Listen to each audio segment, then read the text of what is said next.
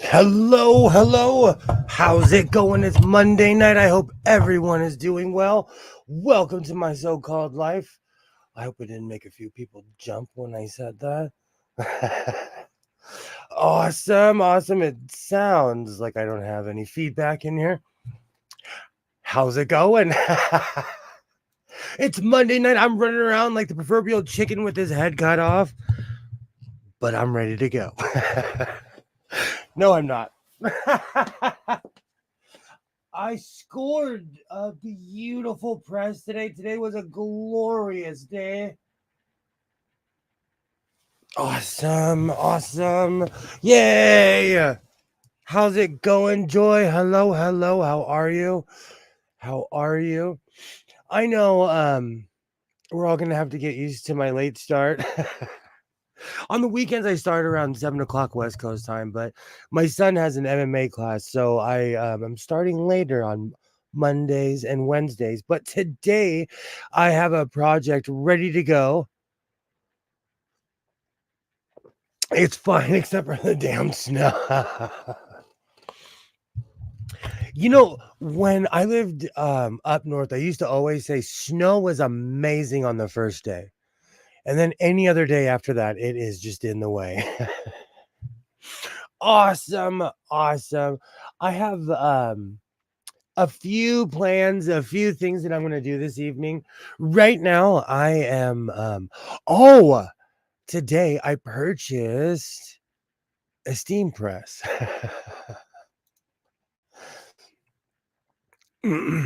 It is a lovely addition here in the House of Sewing. This is a FOF steam press. Later on, I'm going to get all close up to it and all, I'm going to move it around, but I have my table in the way right now. Let me move my Golden Girls oh.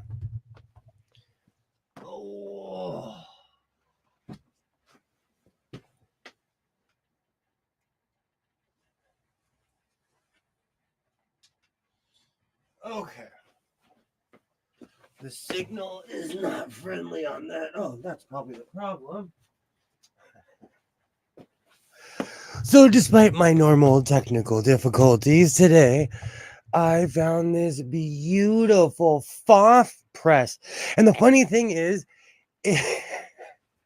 so they wanted $100 for it. And I was like, is there a guarantee that this thing is even going to work? Hold on.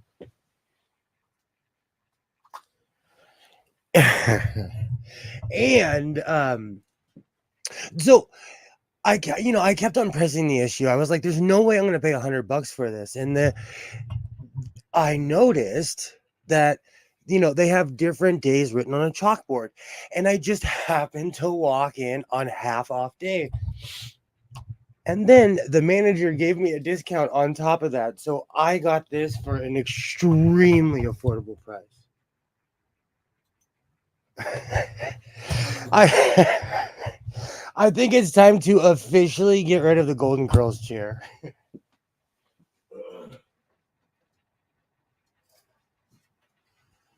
Oh. I think at this time this is like the official moment I need to get rid of the Golden Girls chair, because I need room to be able to maneuver around in here like I used to be able to.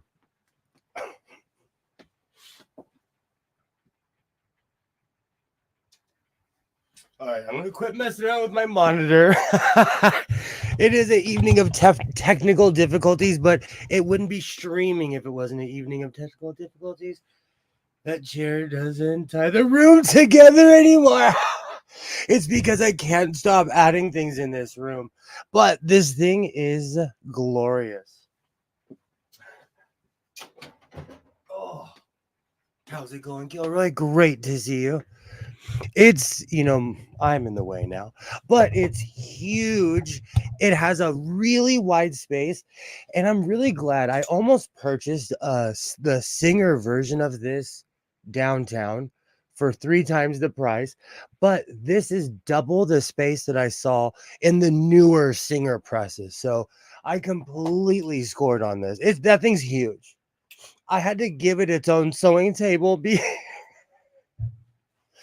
because it's humongous. Awesome.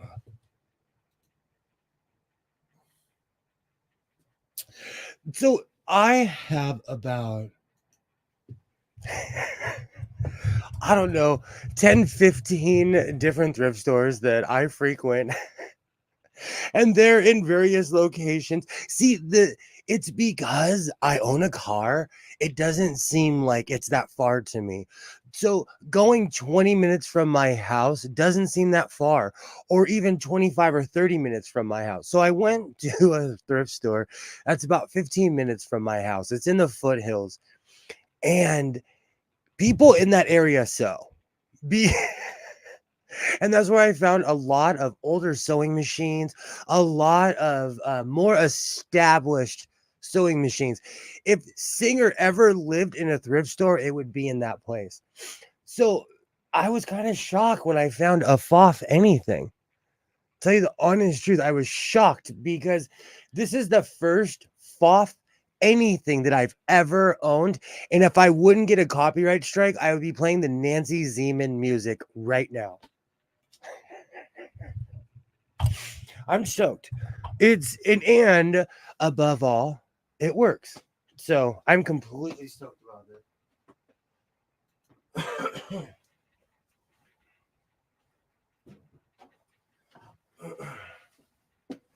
I've been playing around with it today, and I've been pressing all kinds of things, and it's awesome to have something like that in my sewing room. It makes me feel there's like a bunch of things I want to do now.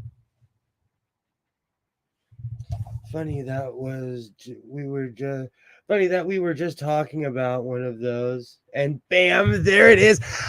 Today's been one of those always listen to yourself kind of days.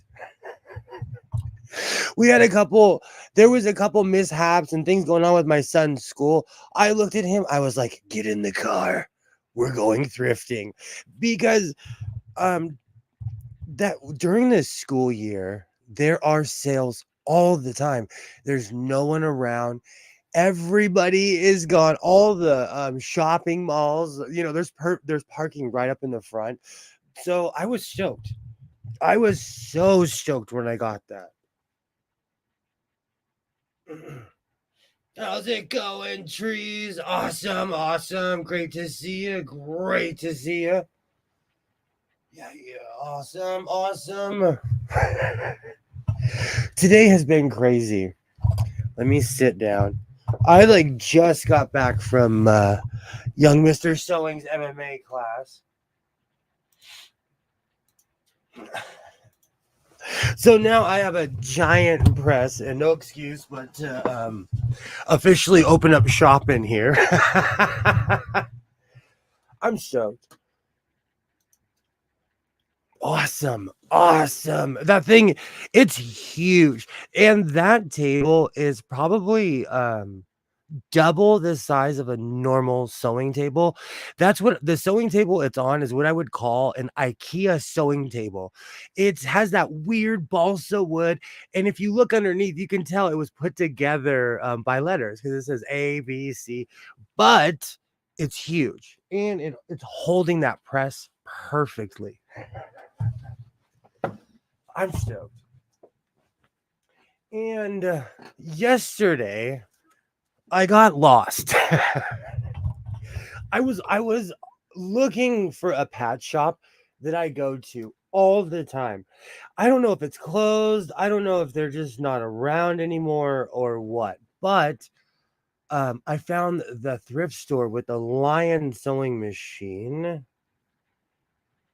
and let me post it in the Twitter group. So I met the owner. I walked in, and I understand, like, when I walk in, people are like, what spaceship did this guy jump out of? I get it. I'm not even offended.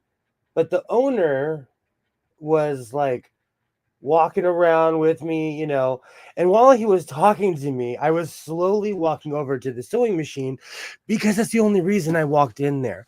A long time ago, I got lost looking for a particular pad shop, and I found this random thrift store with the most random things in it. And for anyone who's been watching for a while, you'll probably remember that I posted about this a while ago. For the record, it still says Twitter on Google. Awesome.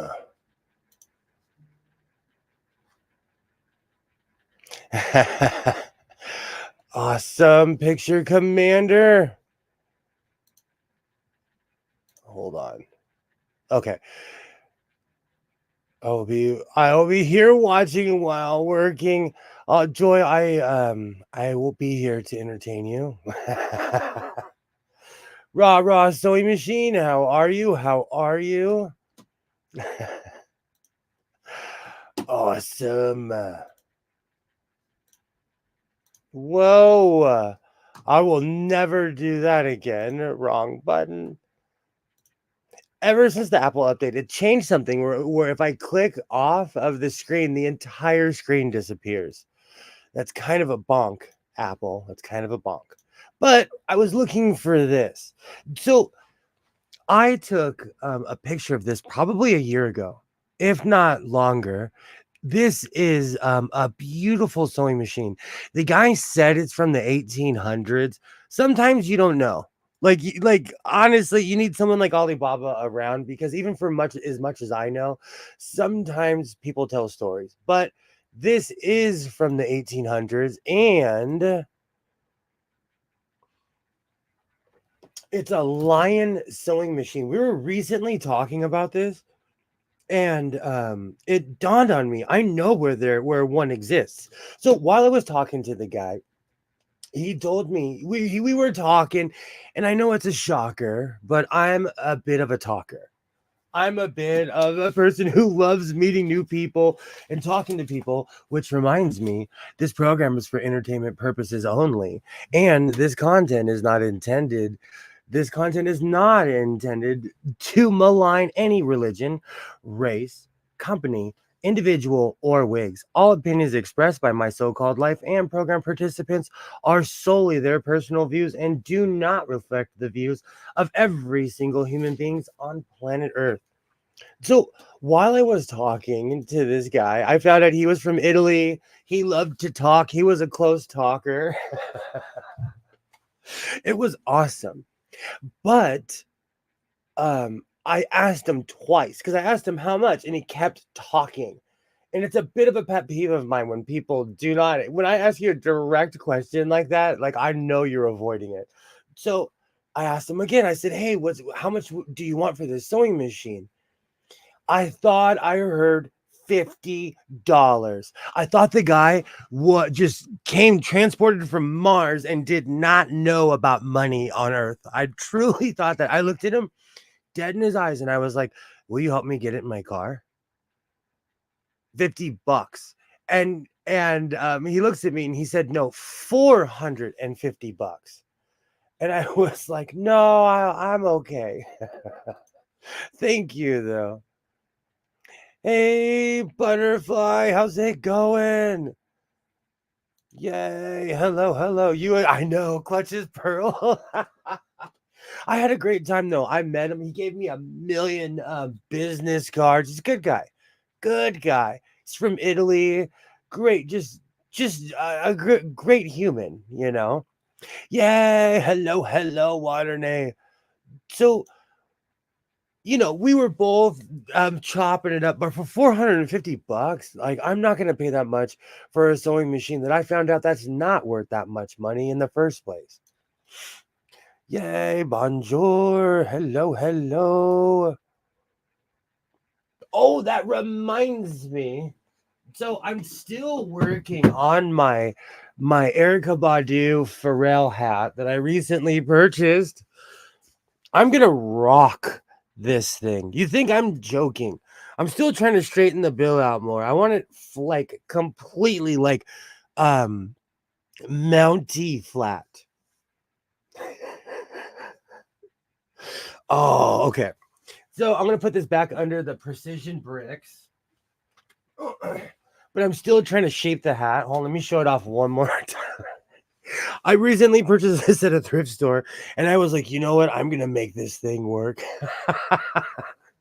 This definitely was made because there's a craze of people dressing like people wearing hats like this, and I had to laugh when I saw this in the Goodwill. I laughed so hard.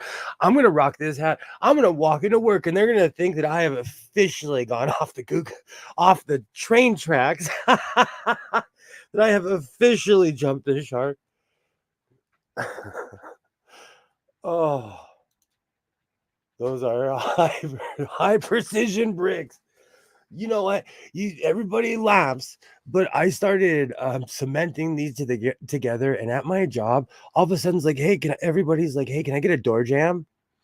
And they gave me a hard time for making brick, for getting bored. Oh, I almost knocked the coffee stein over.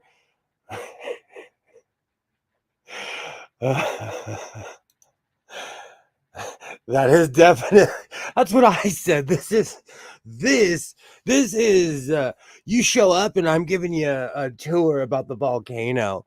This is the guy who lives in the national park kind of hat. When you see a guy wearing this hat, you know he knows how to start a fire and survive in the woods. Be sure to calibrate your brain. I call them my precision bricks because I have a way of shaping cowboy hats, and it's worked over the years. It's worked. But this hat's stubborn. Oh, all right. I'm gonna rock that hat. I am going to rock that. I am so stoked. Yay! Hello, Waternay. Hello, hello. Great to see you. You should come and join the fun. I'm about to start sewing in a minute. I love the braid. Absolutely. That's what drew it to me in the first place. And it was in the realm of my hat size, which is rare because I have a ginormous head. You could hide something in that. You need to make a Clint Eastwood poncho. I have a few, but I think I'm glad you said that, Trees. I'm gonna revamp some of my old videos because more people are watching now. So I'm gonna revamp some of the videos. I made a few ponchos back in the day. They're awesome. They're great to make. Smuggle a small child. Yay! Yes, yes, butterfly. The hat is corduroy, and that's another thing that drew me to it. Um, I like extraordinary things. I like extra things that are just the definition of out of the box. And I'm I'm shopping for a new cowboy hat. I'm in a cowboy hat hole right now. I always say show hole when you quit watching a show. I am in a cowboy hat midlife crisis right now. I've I've been rocking the cowboy hat for a very, very long time. I need to get a new one. I have yet to get a new black one. So I'm going through all of these hats. But I love the corduroy hat. Try putting the brim in your new steamer. I was thinking about that. I was thinking about that because if it works, I'm gonna have quite a few hats. I'm gonna be steaming my hats all evening. Yay, I'm gonna eat some chili, then I'll come on. Awesome, awesome. Absolutely. Absolutely. I'm here for chili. Now I'm craving chili. Oh, that's the best midlife crisis. Absolutely. Absolutely. You know what? I am sitting in a room of cowboy hats. As a shaper falls. But like I'm sitting in a room. This one reminds me well, I don't know. The brown just this reminds me too. I guess I watched The Color Purple too much as a kid. This reminds me, or like this just reminds me of every movie Danny Glover played a angry person. If you get that reference, you're awesome. What's oh butterfly? Hey, Commander. Well, I hope you have a safe evening. Great to see you. Great to see you.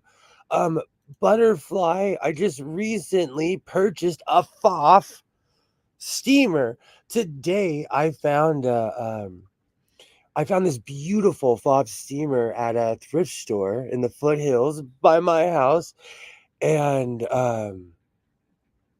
it was first it was half off day, and then the manager gave me a discount. I think he's just like, when people see how legitimate I am, I get heavy discounts from people. Like, because I come back year after year, stack some heavy books around that hat brim and sandwich the brim with books and bricks. That's what I do. I'm trying, like, with the corduroy right now, I don't want to mess with the integrity of the hat. I'm trying to see, if not, I'm just gonna throw that thing in the dryer. If you throw, like, with these buckram, like, this hat is buckram. If you throw this in the dryer, you can shape it in any direction you choose to. That's how I got the back like this in the old Bronco riding ways.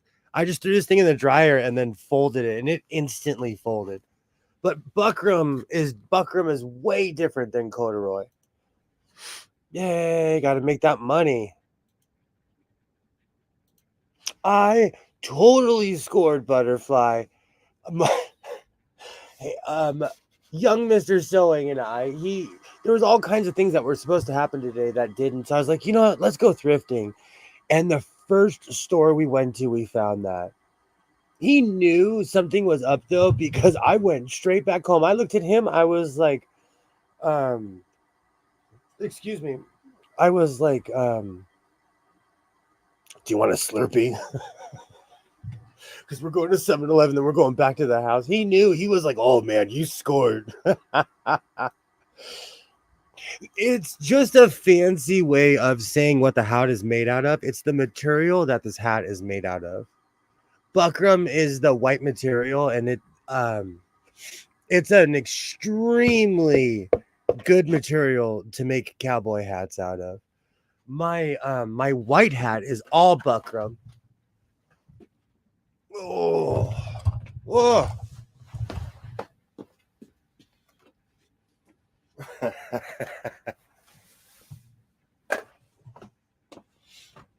This hat in particular is all buckram. It's just what they use to shape the hat.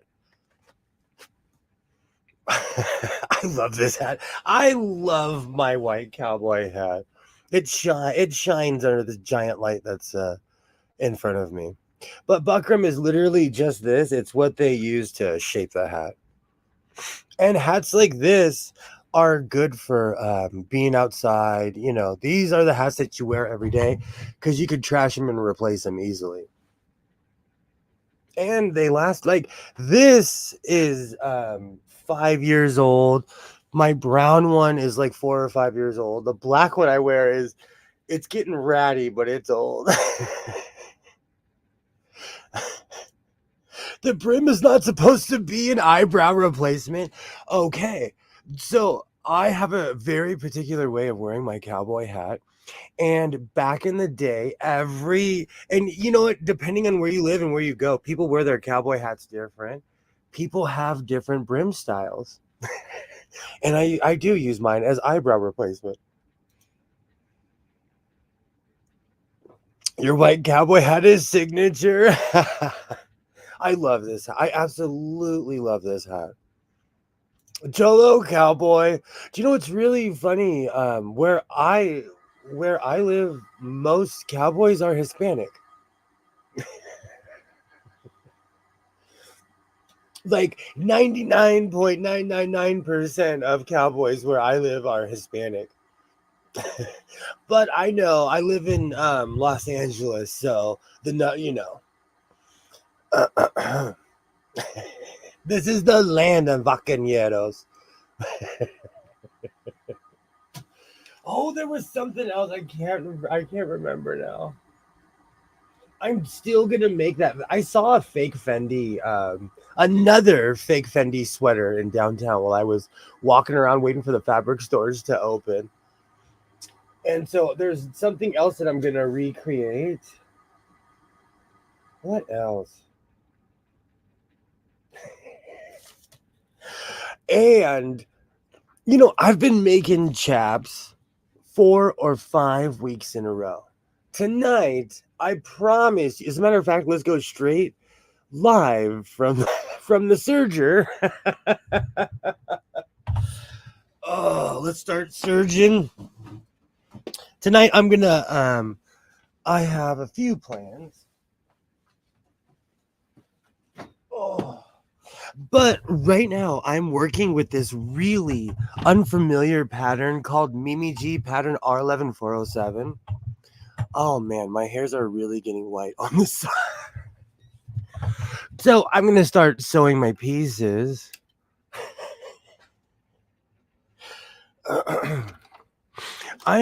Like I said in the title, I'll be working with that canvas material. I was really stoked when I got the material. I have a lot of it, so there's quite a few projects that I have that I'm gonna do with it.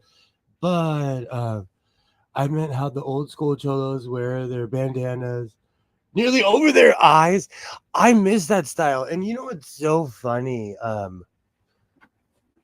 Somebody totally clocked the way I wear my hat because I watched a lot, I was an MTV hound, but I love Suicidal Tendencies.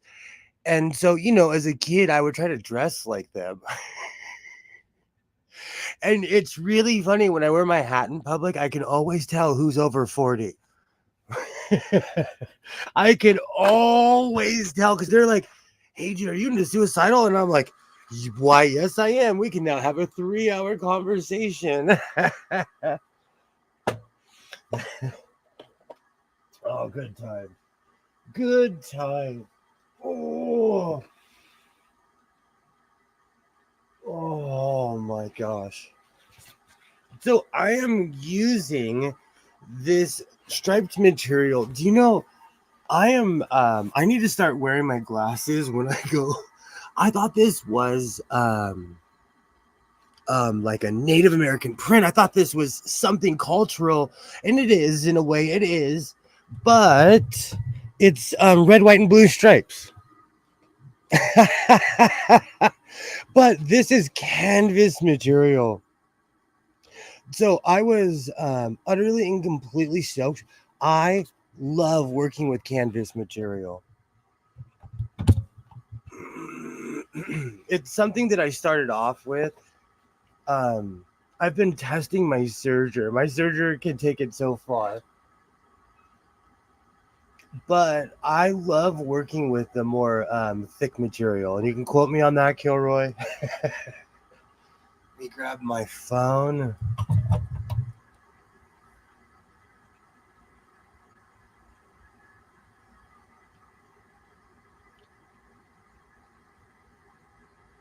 Oh my goodness, I love that striped fabric. I'm, I'm not I'm not admitting to being colorblind, but I saw that from far away and I completely thought it was something different from what it was.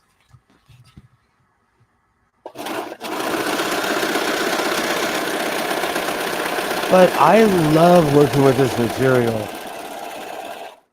And it's always more of a stiff material, so your lines come out looking more crisp. And with something like this, you don't have to iron. Says the guy who literally just got a steamer.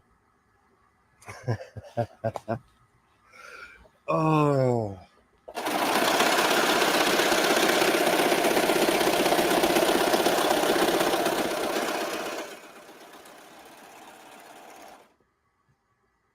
And you know what? I don't even want to say it, but this serger is still going. Ah, I'm really impressed with this serger, and it's really improved my sewing. And it's in a way I thought it was slowing down the process, but it's really actually speeding up the process.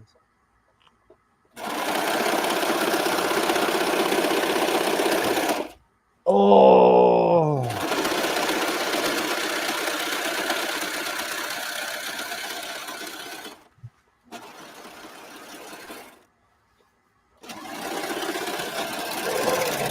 man.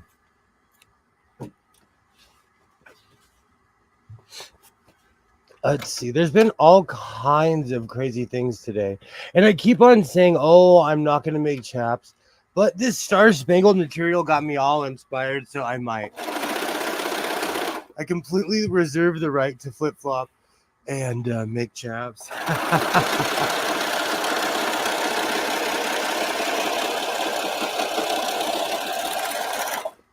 Perfect. And I always, well, I guess I haven't in a while, but I always rant and rave about how you can save money doing certain things. These are dollar store scissors that I use just to cut my serger thread.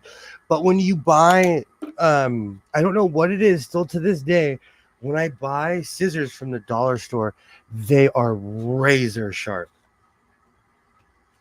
So just a tip from old Uncle Sewing. Oh, I definitely see where it missed a piece.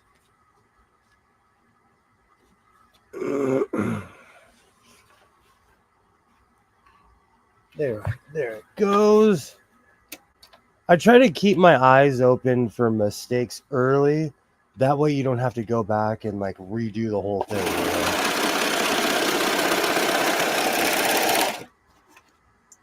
Perfect.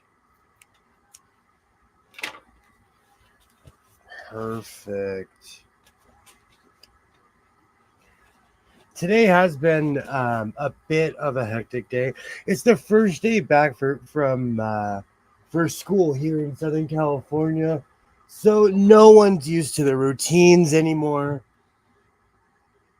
You'll be rocking out the 4th of July. Do you know what's really funny? I made a Star Spangled coat with my with these long spans, and I feel like I didn't do them justice, so I might put them on this evening. They're huge, like they're like Jenko shorts. They're so huge. That sleeve looks a bit short.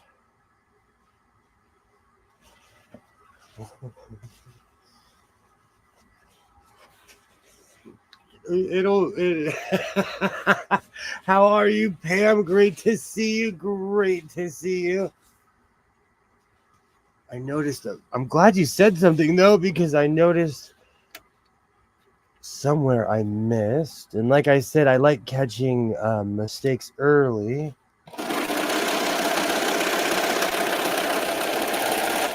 Perfect. Thank you. I would have never noticed that if I hadn't triple checked. Oh. Oh. Yay, hello. Oh, I guess it worked. How are you this evening, Pam? Yay, great to see you. Great to see everybody. Oh, awesome. Yay.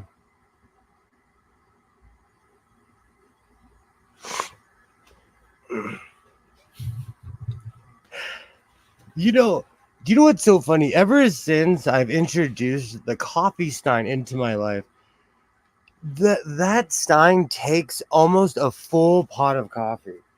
So I have definitely increased my coffee intake.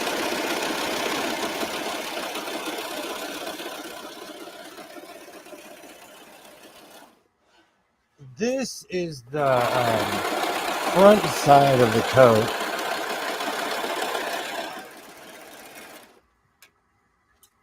Do you know, with the serger, I haven't been like adding sides like I used to. I would literally just flop fabric over to complete the coat.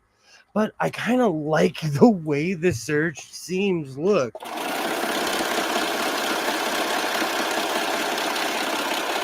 So I might keep it as is right now. I might just keep it like this as is right now. But this is the room of unfinished projects. So if I do decide to go back, I will always have the space to go back and add whatever I want to the code.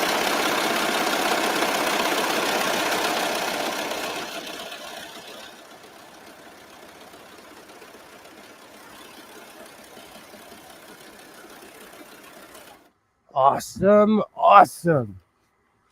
So, yay. Hello. How's it going? Hello, water and eight trees, joys, yay. So, I talked about it last week about how my son's MMA class is next to a massage parlor. And like I was watching I was listening to the Michigan Washington game in my car, and of course, for the second day in a row, it's the only place that's open because nobody wants to park there. And I don't, it doesn't bother me. So I parked right there, but I'm eating Jack in the Box, minding my own business. And every person that walked in, I told myself, don't judge. But I'm judging. Yay, hello.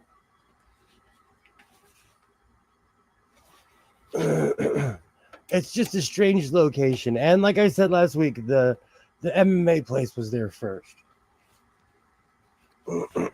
This particular studio.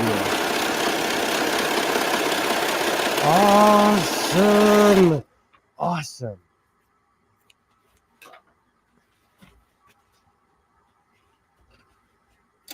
And I'm no prude whatsoever, but it's just strange to me.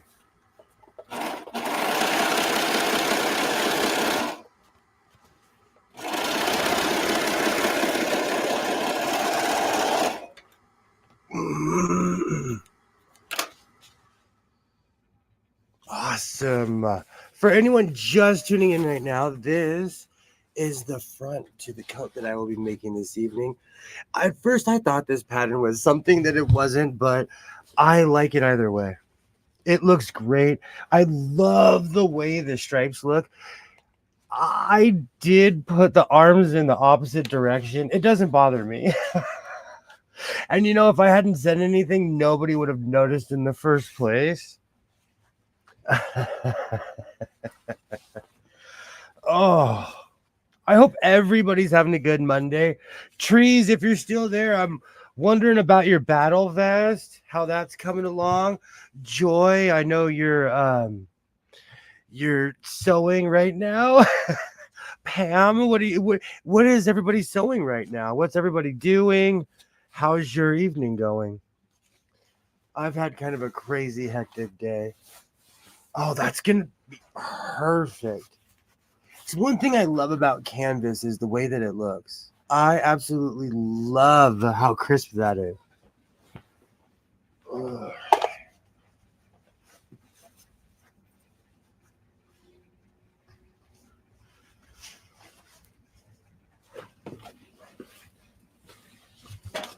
Awesome. Let me find the bottom of this. Perfect. I kind of decided to do this last night because this is a material I love working with.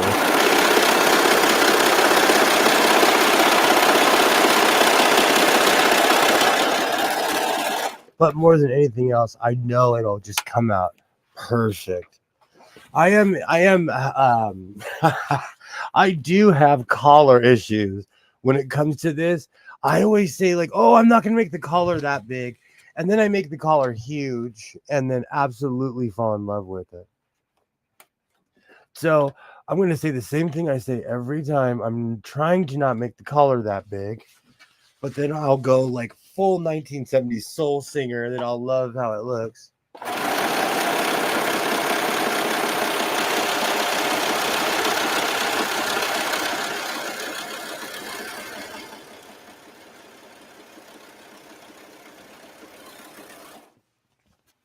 Perfect.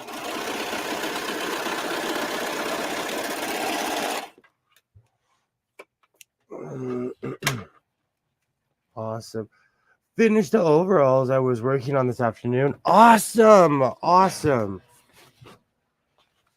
I was trying to finish this earlier, but I just, life comes at you fast, as they say. Awesome. I got a few patches I ordered a while ago today. So I'm actually glad I didn't go to the punk patch shop and go crazy yesterday, because I got a few patches today. So I'll definitely be working on that later. But when I get awesome patches like that, I have this like moment of like, which vest should I put it on? It's a thing. It's a whole thing that goes on.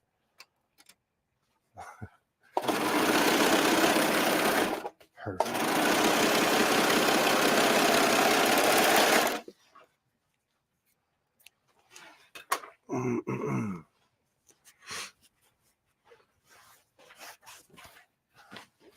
I tried to make like set in stone sewing plans, but something always comes up where I'm like, hey, look, a squirrel, and I end up making something else.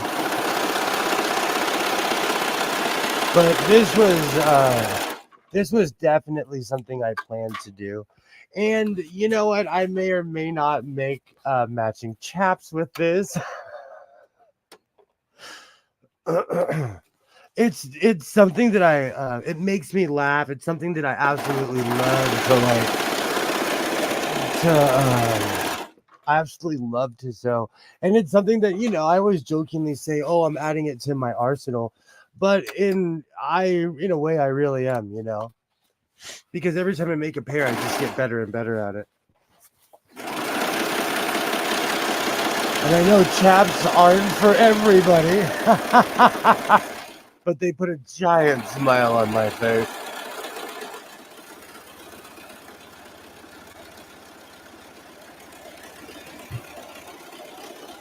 Oh, that's perfect. I think I'm going to have to take Joy's advice and put a bucket underneath here, because this basket does fill up extremely fast.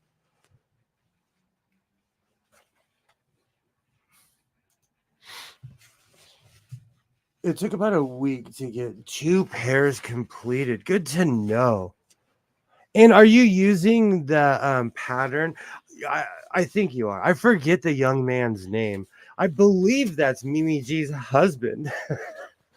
And I'm like, young man. We're probably the same age. But I never say that as a thing of anger. I always try to say that as like, stay young as long as you can. Awesome.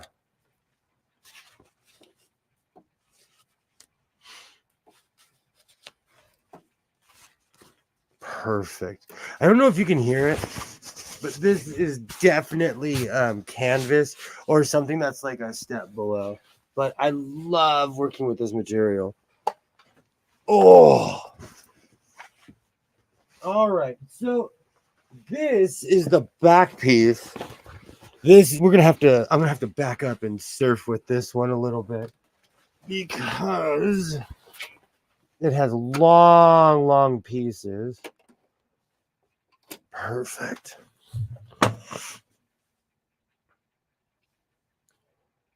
Yes, Simplicity 8615. Awesome. I love it when I see people that have patterns that I have. It encourages me to work on them. I have a few patterns I need to work on because I discovered patterns on Amazon and went a little crazy. I'll be listening. I have to head out to Walmart to deliver dairy products. Awesome, Commander. Be careful. Be careful out there. If people drive anywhere like where you live, if they drive like here, be careful because no one respects trucks. He just needs a folding chair. Do you know what's funny? I actually have one with a cushion. I have that like parent folding chair. I used to carry it in my car, but then like if there's nothing in there, it's flopping around in the back of my car. But I have quite a few comfortable folding chairs. Absolutely, Kilroy. What's for dinner? We're all inquiring minds would like to know.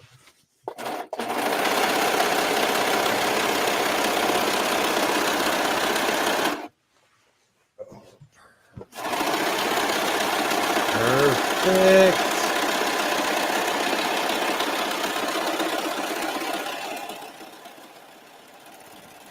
The the serger sounds like I'm landing a biplane.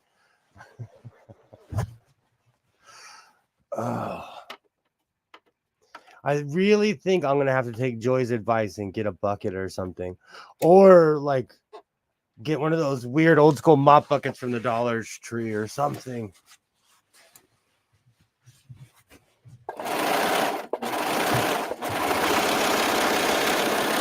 Perfect.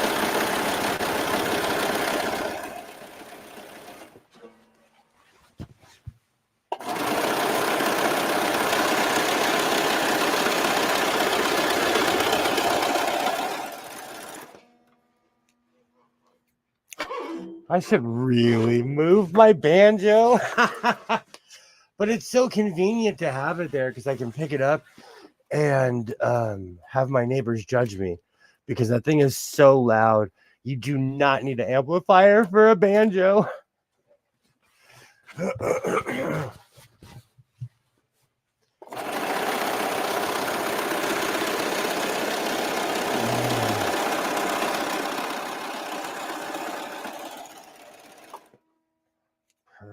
Perfect.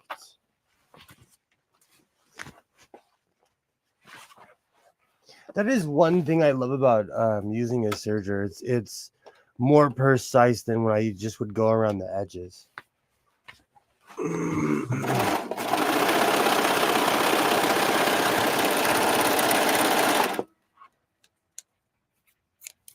Perfect.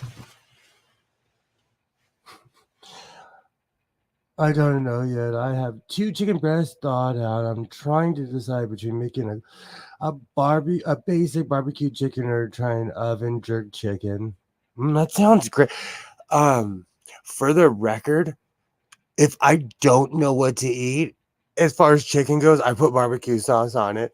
For the permanent record. So, like, when my son's cooking, he by default will put barbecue sauce on the chicken because he knows that's like something that I won't even flinch. I'll be like, hey, thanks, that's awesome, you know. I'm all about barbecue chicken. Oh man, I'm gonna be barbecuing at like 11:30, 12 at night after my stream tonight. Because we're already talking about food early.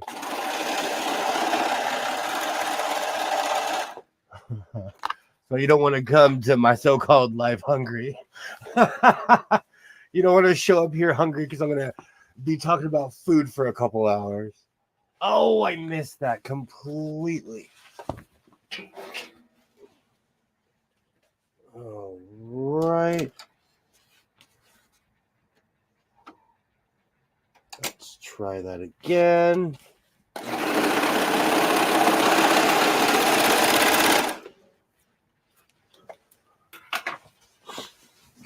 I have a neighbor who recently purchased some kind of barky dog, and I can't pinpoint quite necessarily where it is, but somewhere across the street, someone purchased an extremely barky dog.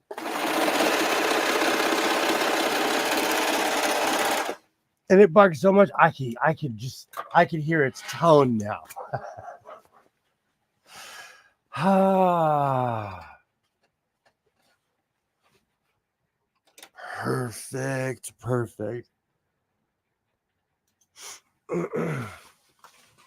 Do you know what's so funny? My son cooks almost every day, and today he didn't know what to cook, so he made spaghetti. So if my eyes do not stop swelling, it's because I had spaghetti for dinner.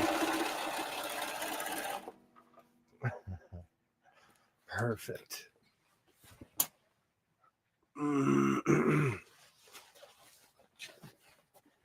This is gonna come up perfect. Do you know what's really funny? I might go back to Modelo Man and buy a lot more of this material.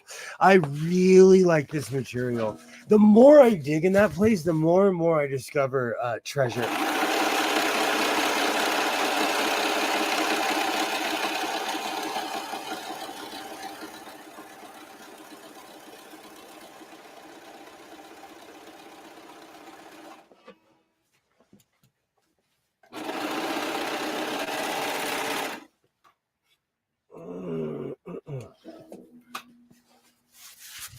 Oh, oh man, this thing. I've really been getting myself with pins lately. It's because I'm an overzealot when it comes to being done with things. I'm like, oh, yay. Awesome, awesome. So he didn't get your tomato allergy? No. It's really funny you'd say that. No. And he didn't get my asthma so far. So he's lucked out. He's obsessed. Like, if it was up to him, we would eat like Ninja Turtles. It would just be pizza all the time. And I kind of agree with that. But, you know, somebody has to be the adult around here.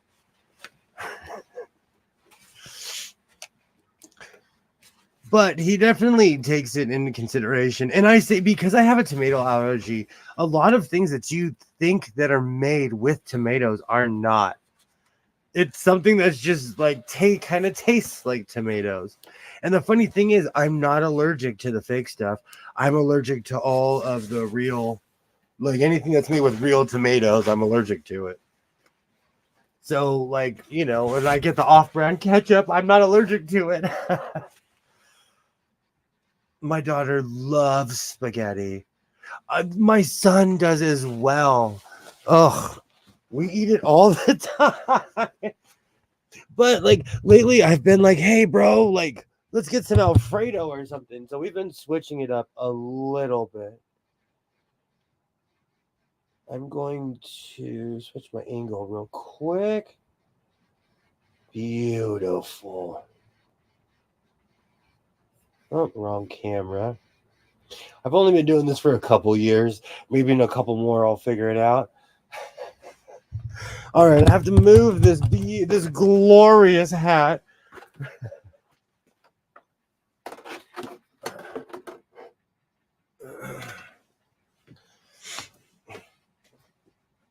And I'm not kidding. Like, I use these for shaping cowboy hats.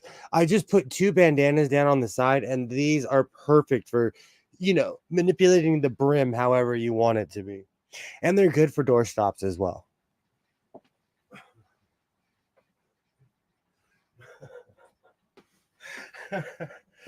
Awesome.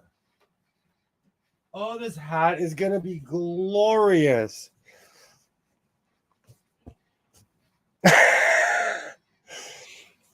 I'm going to slowly shape this hat into what I want it to be. I love the ridiculous size of this hat. I'm here for it. I am definitely here for this hat. I love the way it looks, the band. And the funny thing is, this is how it's supposed to sit on my head.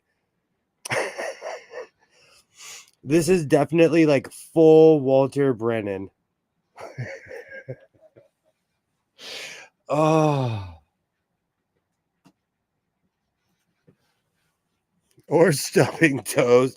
I'm really good at tripping over things. Like, I have giant feet, so I'm really good at falling over everything in this room. I love this hat. This hat fits my so-called life. I can't wear the conquistador hat like Don Quixote, so I'll wear this hat. Oh, okay. Perfect. Perfect. Let me clear my desk a little bit. Actually, I'm going to be using my serger. I unearthed this. You know, this phase never went away. I love this hat too. Instead of Gangs of New York, we have to call it something else, but I forgot I had this hat. When I went through my crazy hat phase, I went off with making hats, and this was one of my favorite out of like every time I walk in the middle bedroom, this is there. Well, the jerk recipe requires marinating for 3 hours. I don't want to be eating at 3 in the morning, so I'm putting sweet baby Gilroy. I eat sweet baby's rays on top of those breasts and tasting them and toasting them and tossing them in the oven. I need to put my glasses on. I'm obsessed with sweet baby rays. I love that stuff. But I definitely feel a crazy hat phase coming on again. Oh, right.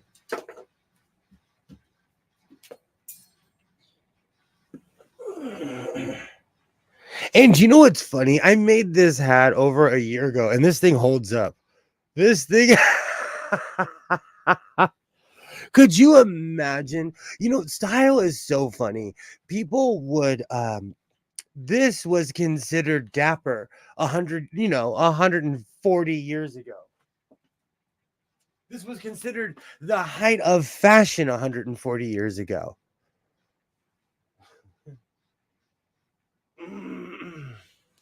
3 hours is definitely too long to wait. Oh. All right. All right. I'm definitely going to bring back tall hats.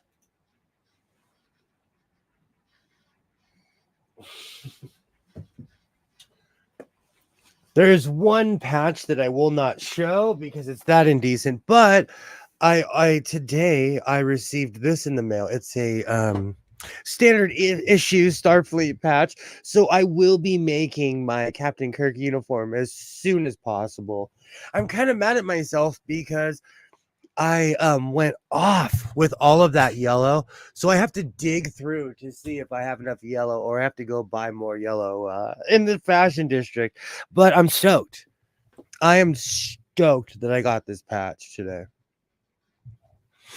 So that's definitely a project that will be coming in the next few weeks. I need to put that somewhere where I see it and I'm reminded that it's there. Oh, right.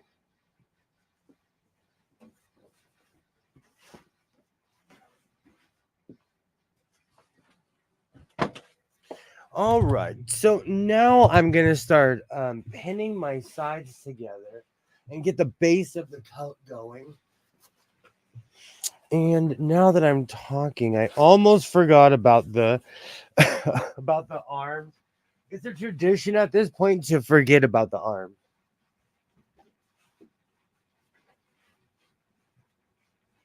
Waffling and sewing, I always forget about the arm. I should say while waffling and sewing. Hey Pam, we ended up getting 18 inches of snow on my oh my, it was a lot of snow headed back to the good old land of Texas. I could only imagine, Butterfly. I could only imagine. Do you know where I'm from? Seeing that much snow, like we'll go and visit that snow and then leave and then, not see it for another 10 years. Awesome. Awesome.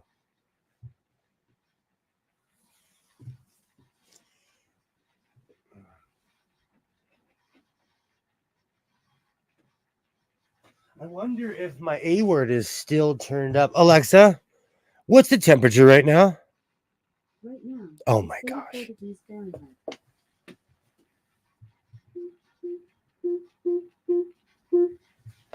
Alexa, what's the temperature right now? Right now, it's 44 degrees Fahrenheit. 44. Yeah, that's cold.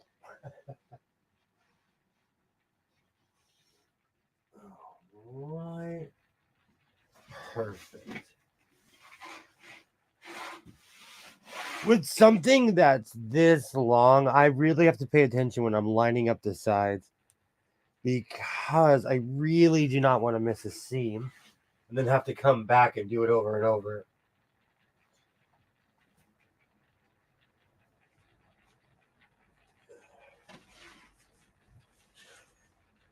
$18 inches. Ew.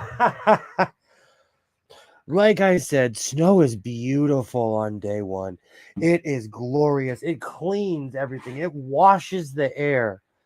By day 5, it's the worst thing that ever happened. Oh.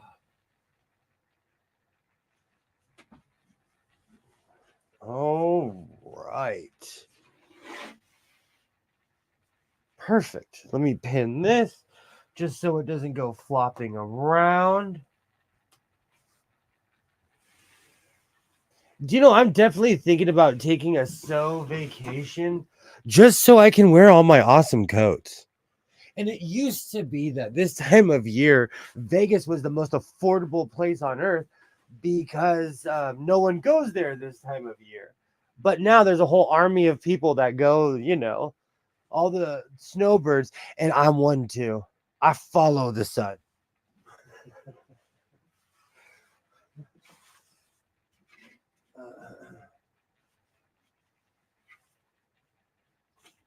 Awesome, awesome, awesome.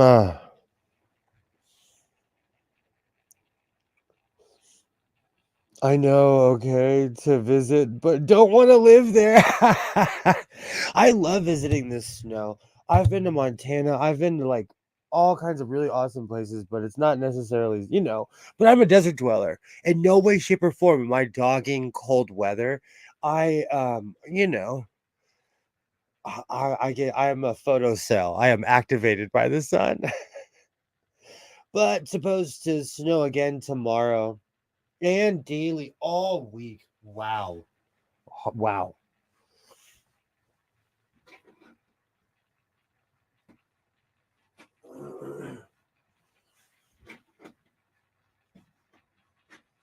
All right. Make sure that's lined up.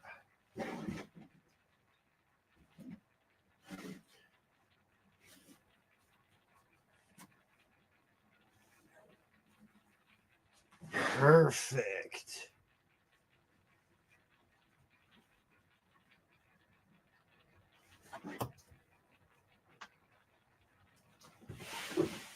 All right.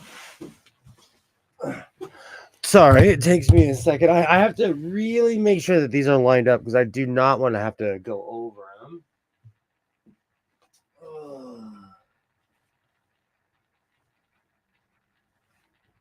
Perfect. Right, let me add this on the bottom. All right, so now that I have that pinned, I'm gonna sew my arms because I know I'm gonna forget about the arms. Which I continue to almost every time I stream. I forget about. Excuse me, I forget about the arms.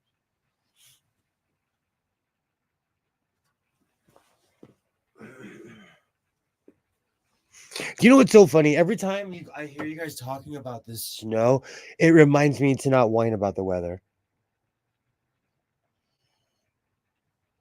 Because although it's cold, it's not that cold here.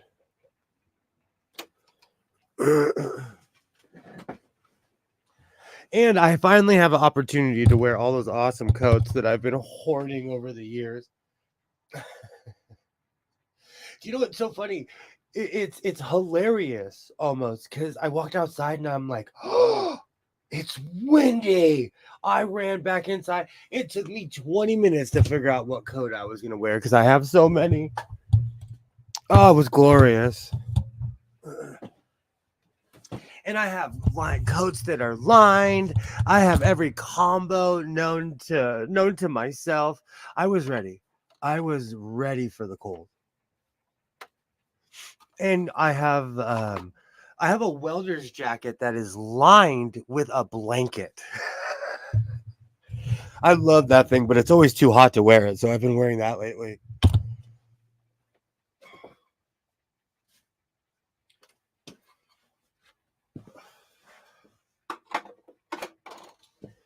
All right. Let me get my cowboy hat. That thing generates heat.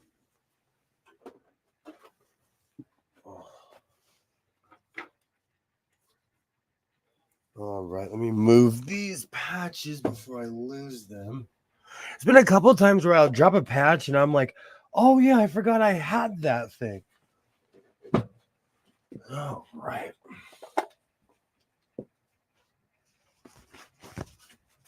I love this pattern. I love the way it looks. It's gonna be that way on the other side, but I absolutely love the way this pattern looks.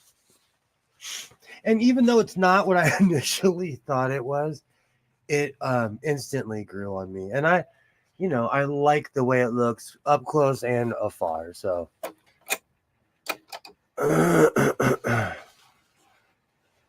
perfect. Do you know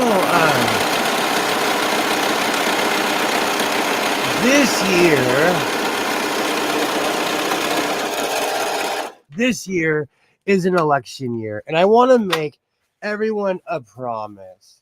Oh, did I just miss or what? I promise to be as non-political as possible. I promise not to talk about politics and to talk about everything else except for politics.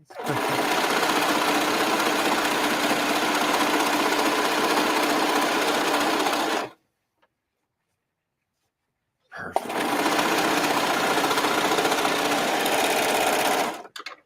All right, this serger, wow. It punched through quite a few layers. I actually was questioning if it could handle this material, and it did quite well. Quite well. I'm impressed so far.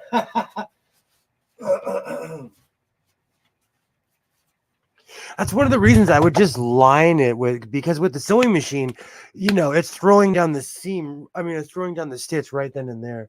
But with the serger, sometimes I do not know if I could work with certain material, and this came out perfect. Okay.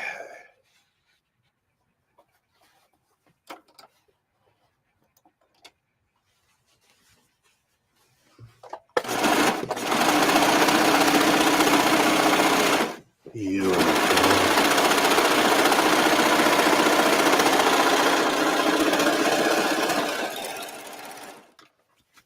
Perfect. Let me make sure. Oh, on the first try. That's beautiful. Awesome. That's one thing about using this is that something that used to take me double the time kind of flies by. So we've only been at it for an hour ish, if not less.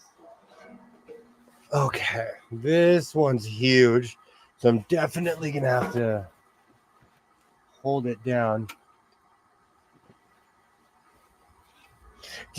After buying the steam press, I'm really thinking about rearranging this entire room. So that may be one of my next videos. Okay. Perfect.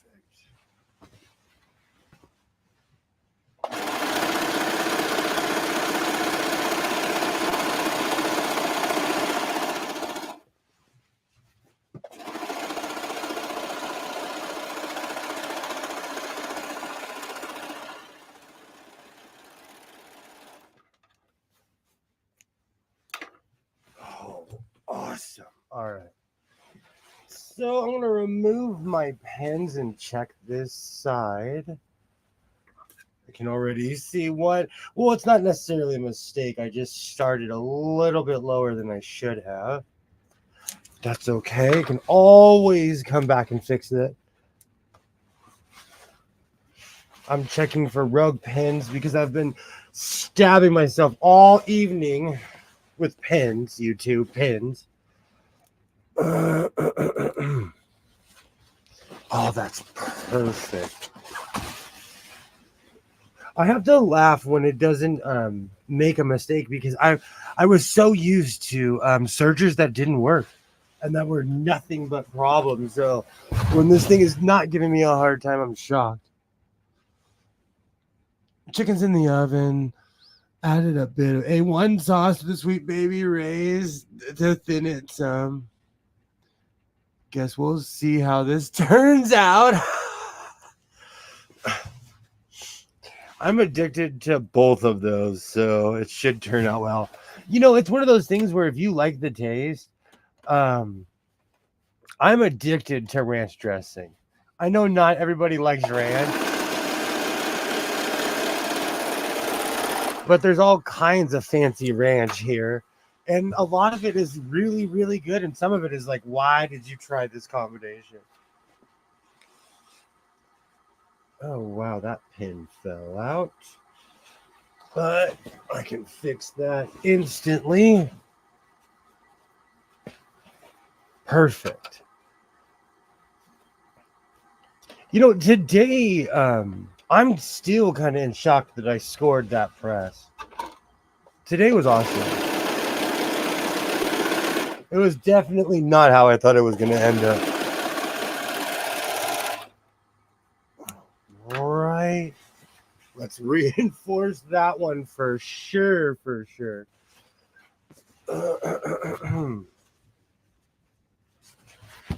I've been randomly watching theme songs on YouTube, and I have the old Magnum PI theme song stuck in my head.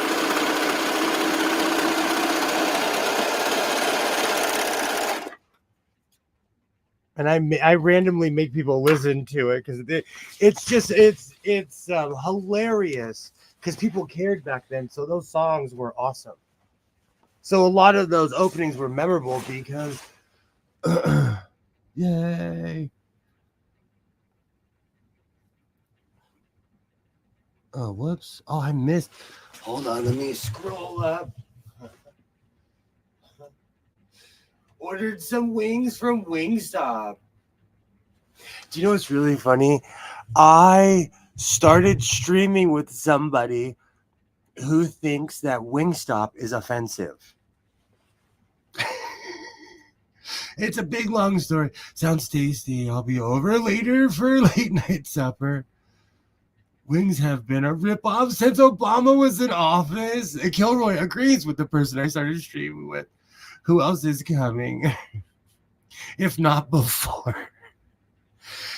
I started streaming with a group of awesome people, and this person said to me that they do not like Wingstop. But I understand when you get things that are industrial and you come from a place where they actually make those things for real. I completely understand. Like, to me, Chipotle is offensive. But I grew up in a place with some of the best Mexican food on planet Earth, and I've been to Mexico. I lived in Mexico for 6 months in my 20s. You know, so I get it. I totally get it.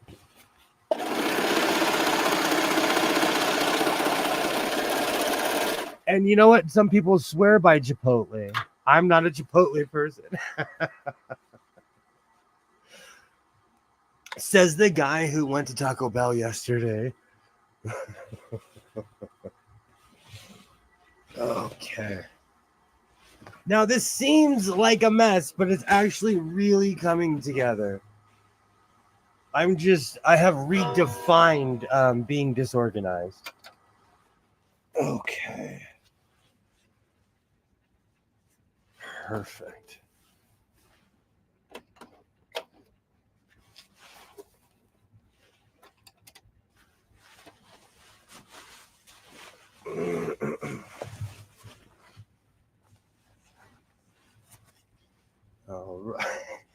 I have to pay attention for this one because this side has a tendency to slip a little. Perfect.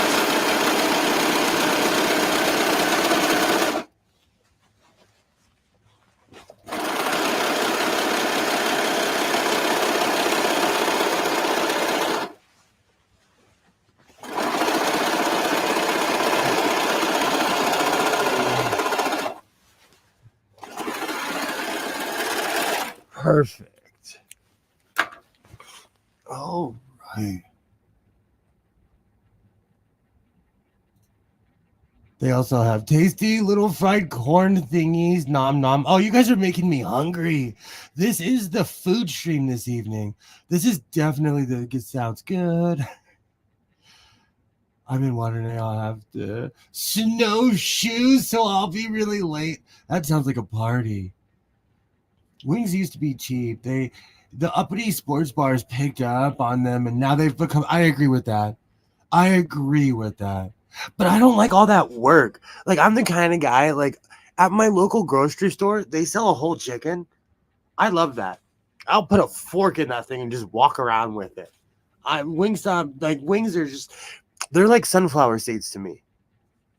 I need a peanut and up to be satisfied. Not a sunflower seed fan. Good old faithful Taco Bell. I didn't know. It's so funny you would say that. I didn't know where to go, so I went to Taco Bell. It's so true. It is good old faithful Taco Bell. Taco Bell is a ripoff too. It's so expensive you could almost buy the stove plus the ingredients and make it yourself. Do you know, I was showing my receipts yesterday on Phoenix's stream. And if anyone's not subscribed, you should go subscribe to Phoenix Electra Circus. And we do pay a lot of money in California for fast food. Like, every time I go to Popeyes, it's at least $47 to $49. I went to Burger King by myself, and one medium-sized combo was $16. We pay high prices here. Wait, are we meeting at Kilroy's or Skits'? Kilroy's is homemade, so I vote Kilroy, but might be a fan of the little cornbread thingies. Oh, it's cornbread. You guys, it reminded me that I bought the fancy cornbread box. I call it fancy. It's just not the 49-cent stuff. Not the Jiffy cornbread. Oh, man. Oh, this definitely is the food stream. And I made sure to gorge before this. All right. Okay, so I am seeing a few places for improvement. Perfect. I love working with this canvas material because it's it lets you know where there's mistakes. Perfect.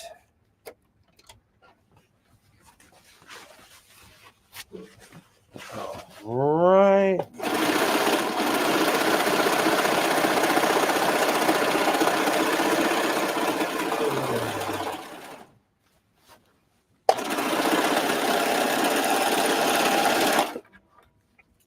Perfect. Awesome. Let me cut some of these strings off. Beautiful. Cornbread thingies for the win. Absolutely. There's this place I used to go to called Lucille's just because I would go there and I would always end up filling up on the cornbread. I'm like, this is the greatest stuff ever. They're just making it in a giant oven, but it really was the best stuff ever. Okay.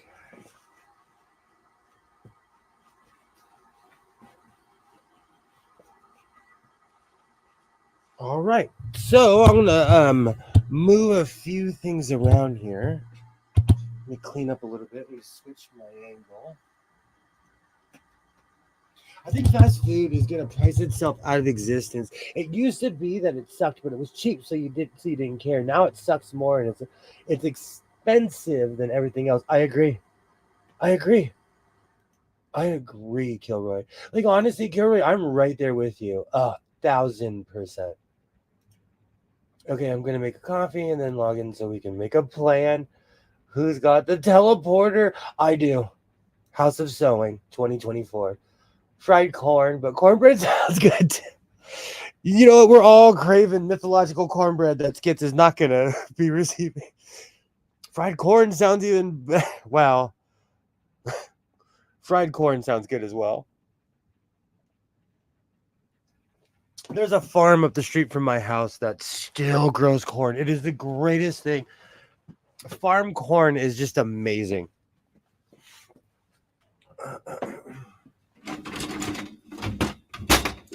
Do you know what's funny? I keep on forgetting that I have a press in this room.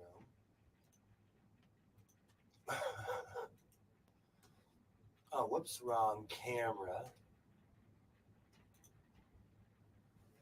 I'm stoked. I am completely stoked to have this press in my room. I'm gonna have to rearrange everything in here. Oh, the Golden Girl chair is gonna go. I'll put it somewhere. I'll put it out to pasture somewhere nice. I I have the other one in my living room. So I think that might join it.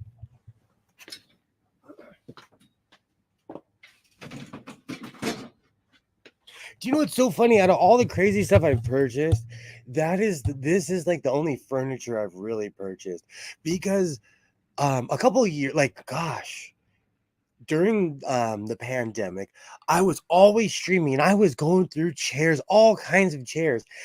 And then I went into storage and I pulled out this really comfortable chair and it made me just fall in love with the Golden Girls style chair.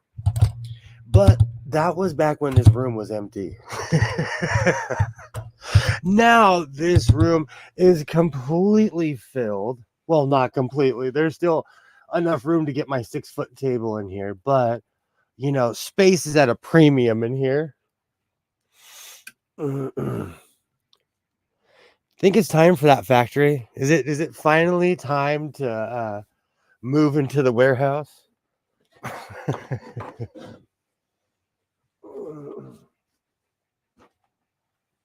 All right. I wear Lucy's coat all the time. I love this coat. I get reactions from people when I wear this coat. They're like, dude, I love your coat. And I got this inspiration from Lucille Ball, just an interview that Lucille Ball, she was on the Dick Cavett show and she walked out with this coat and I was like, I have to recreate that.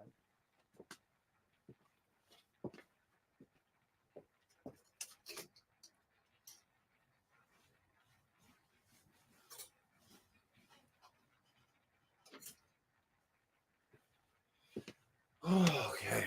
Awesome, awesome, awesome.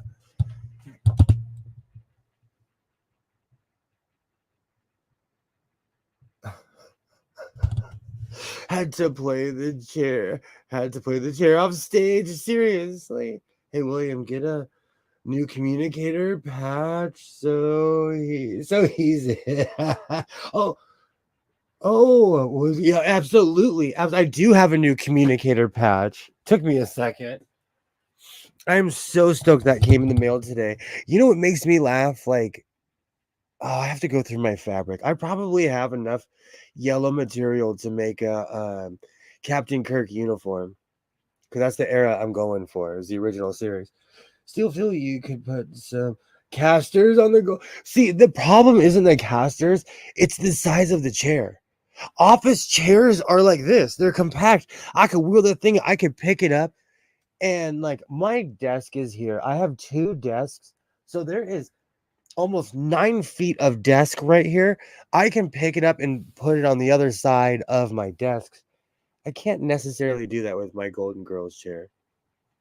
Ozzy Osbourne thing I watched. He likes 3/4 legs coats. Oh, Edward. Hey, Alibaba!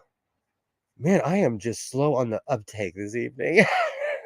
It's because I didn't get much sleep last night and I am just on coffee. I hope. Great to see you, Ollie. Great to see you. Awesome. Yay! in the house of sewing.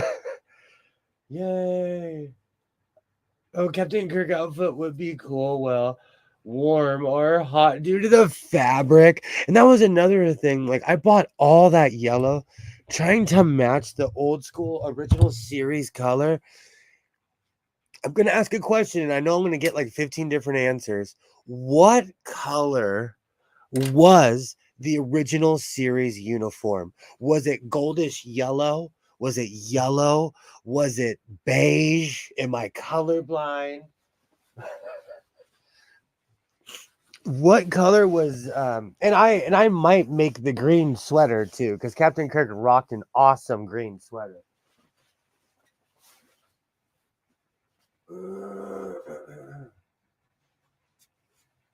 But what color would you call that?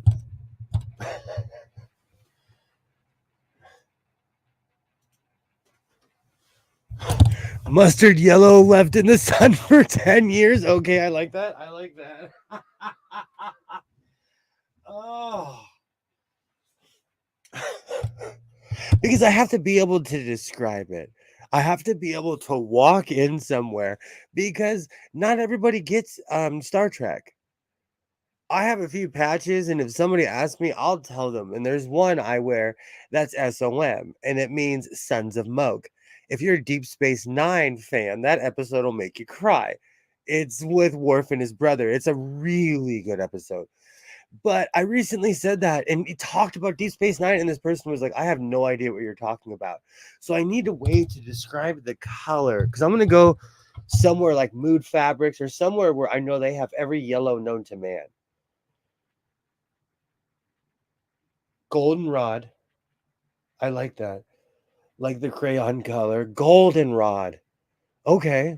Okay. Because I want to, I obsessively watch Star Trek. I have it on VHS. I have it on DVD. Um, but I want to be able to match that color because I've been, for some reason, I couldn't find a Star Trek patch. And I finally found it online. I fell over the couch hitting buy now on Amazon, and it arrived faster than I thought it would. So I'm going to do some justice by that because, I don't talk about it as much as I used to, but I am definitely a Star Trek fan. For anyone who does or does not know, you can tell by my avatar and by everything else. So it's time that I make a uniform. And even with the side trim, with the Captain 3 ring trim, you can buy that stuff at Walmart. So I just need to know what to call the color. I might even go to Joann's. It's probably bougie and expensive, but I guarantee you they have the color. Because Joann's has a very wide. Is it Joann's? I think whatever it is by my house, they have a huge selection. Oh, right. And especially, and this is not an indictment on the younger generation. This is not an indictment, but I doubt the younger generation would know. If I walked up and I was like, I need a Captain Kirk yellow. I doubt many people over 30 would know.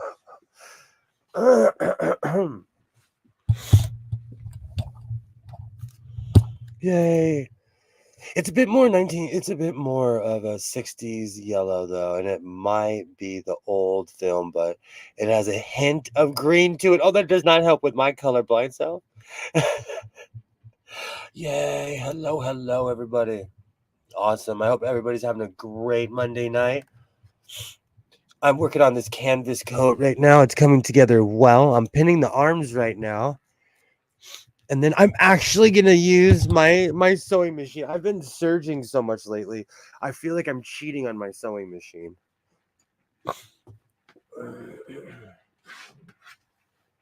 All right. Perfect.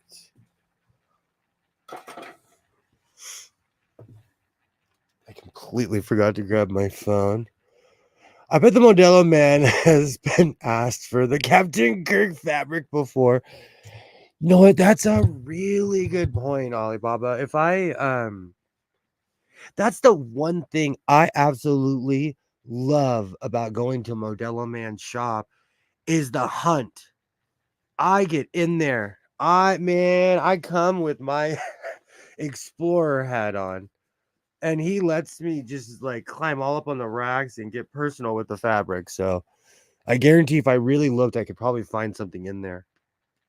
But I think because his stuff comes from an old, I'm still not convinced that it has that all of that stuff is not from an old mill or something, because the building that it's in, they're selling the building and it says old sewing factory.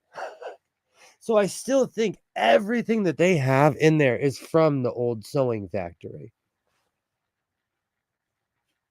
Because I see a lot of things that were very specific. Even the fake Fendi had a very specific purpose to it. They were making fake clutches with it.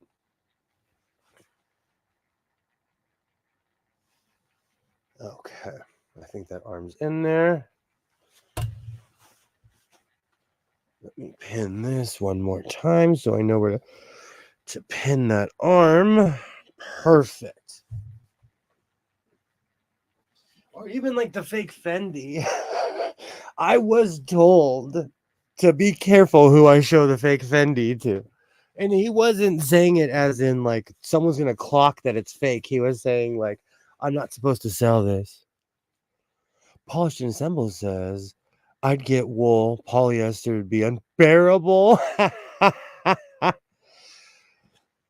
It's funny that you would say that. I have a polyester Star Trek uniform. They do not breathe. It does not breathe. It does not breathe in any way, shape, or form. Like when you sweat, it drips down the uniform. I think I've told this story a long time ago. Isaiah was still in a stroller.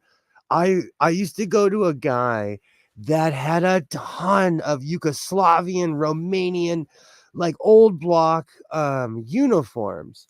And at the bottom of the box, I found a Star Trek uniform. And it's 100% polyester. And when I work out, it looks good on me. When I do some sit-ups and when I when I have my Captain Kirk 1960s body going. Right now, I have my Captain Kirk 1992 body. But the uniform looks great. But every year I would wear it for Halloween. It does not breathe in any way, shape, or form. That material does not breathe at all. Polyester is some of the most unforgiving stuff I've ever come across. So I don't wear it as much. I think the original is poly. Yeah, it's definitely polyester. You're talking to Stinky Chaps Water. You wear a polyester hazmat suit. No, I like that. Old Stinky Chaps. That's my country singer name. That is my country old Stinky Chaps. I have the banjo. I have the Stinky Chaps. I'm going on the road. That is my old country name. Oh, what did I do with the Stinky Chaps? They're in here hidden somewhere. Ever since ever since my allergies got flared up, I was like, the Stinky Chaps and I cannot be near each other, because I still don't know if that was one of the initiation of my allergies going off this time.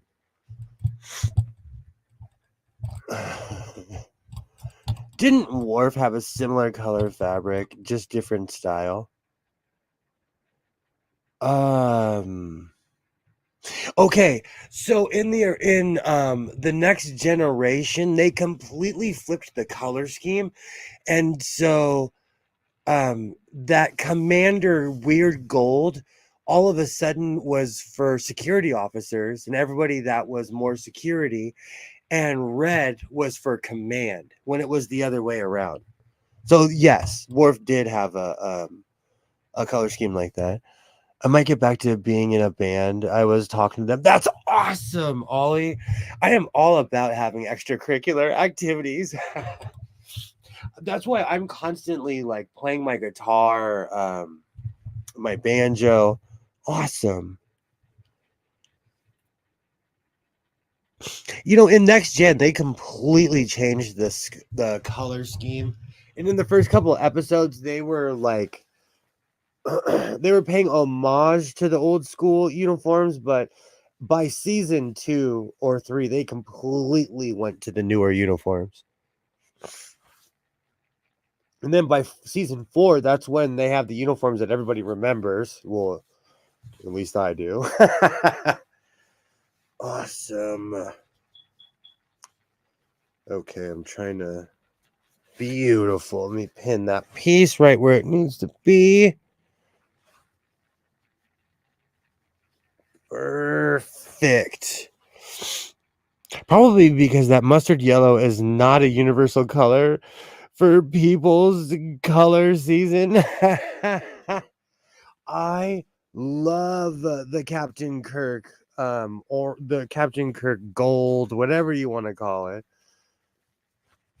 I have to find out what color is that. What color is that considered? You know what? Let's ask the Alexa. What color is Captain Kirk's uniform considered? Captain Kirk's uniform is commonly depicted as yellow, gold, or mustard colored in Star Trek. Oh, that This doesn't help. color choice was common for command division personnel in the show. However, there is some evidence that the original uniforms were lime green, and a variant of Kirk's uniform was also green. Alexa just gave me. Thank you, Alexa. Thank you. Anytime. The A, Literally. the A word just gave me 6 different answers. It said chartreuse, peridot. Oh, so it's multiple. I said it had green in it. Well, the original Kirk had 2 uniforms he would wear. He'd wear the gold one, and then he also had a green uniform he'd wear around the ship. So that is canon. That weird, and they wear it in Strange New Worlds. I love that show. I didn't want to like it, but it grew on me. I was mad because everybody whined about Discovery, and then every mistake they thought they made in Discovery, they changed it in Strange New Worlds. But that show grew on me, so fact, definitely fact.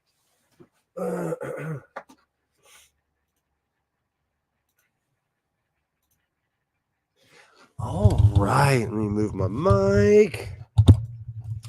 I'm still wearing my boots. I still have my cowboy boots on.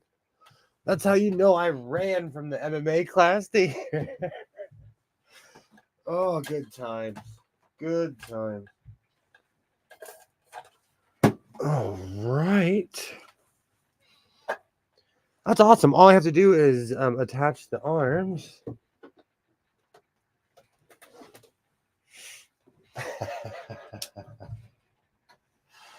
Oh. Do you know, I think this coat might need chaps. What do you think? Do you think this coat needs chaps? Oh. I'm so stoked about this, though. I am definitely going to make a uniform. What color would you call that? Do I have to make the uniform that color? Awesome. Awesome. Let me move that in my Marduk patch, which is indecent. I will not show that one.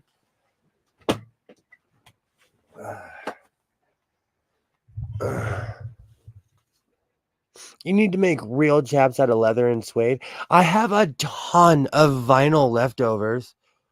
I could make some really shiny wannabes.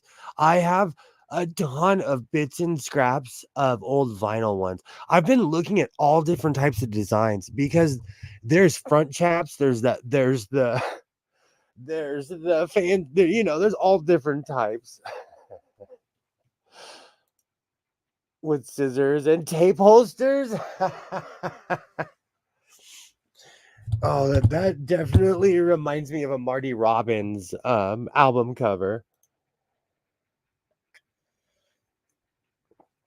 Oh, not vinyl, huh? Is it like blasphemous to have vinyl chaps? Let's talk about it. Is it like, am I doing a no-no or a fashion faux pas?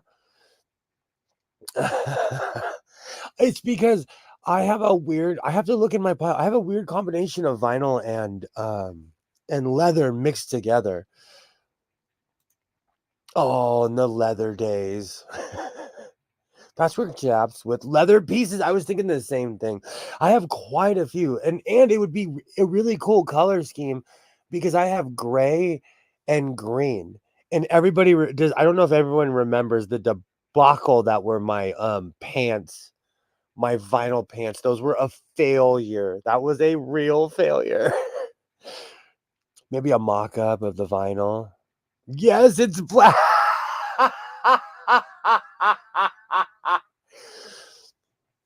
I'm all about blasphemy here in the house of Zoe. What's wrong with making vinyl chaps? Okay, we have to talk about that now. What's wrong with making vinyl chaps? You do them quite good, like to wear them, and you should have a good pair. I might chop up those pants because they were so awful and make chaps out of them. Yes, blasphemous. I'll be in a minute to sort you out. See, you guys are inspiring me to make vinyl chaps now. What's wrong with that? I like being a fashion faux pas. There's no such thing as vinyl pants.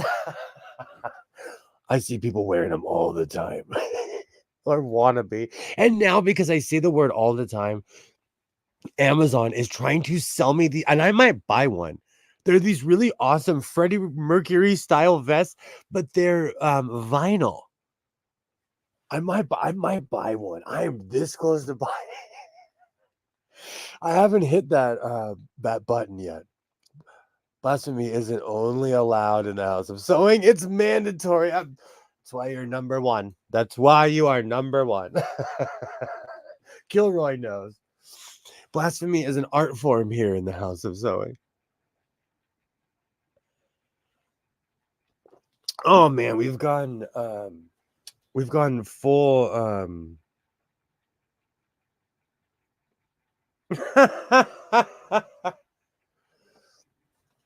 Artie, if you're watching, I just saw your comment right now and you said, "Are you sure you're pronouncing that right?" No, English is my first language, and no, I'm sure I'm whatever you're asking me, I'm sure I'm not pronouncing it right. I'm sure I'm not. Awesome. Good times, good times. Oh.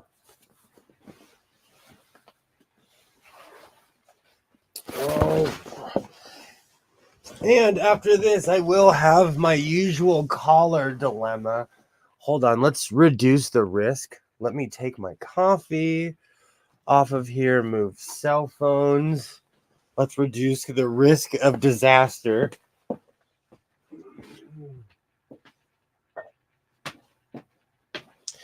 As somebody who's accident prone, I kind of laugh. Like right now, I was like, "Oh, what could go wrong with a mug that holds a full coffee pot?"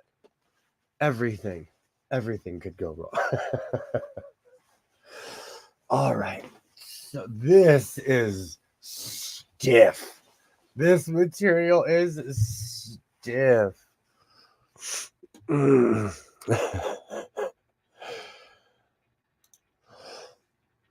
Latex and PVC pants are bad enough. I still might get that Freddie Mercury jacket. That thing is awesome. Oh, good times. Good times.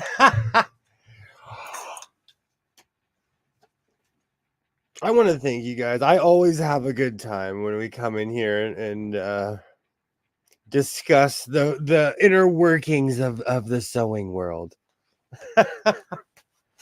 And what color is Captain Kirk's uniform? Siri. Oh, that's blasphemous. The A word gave me a bunch of different answers.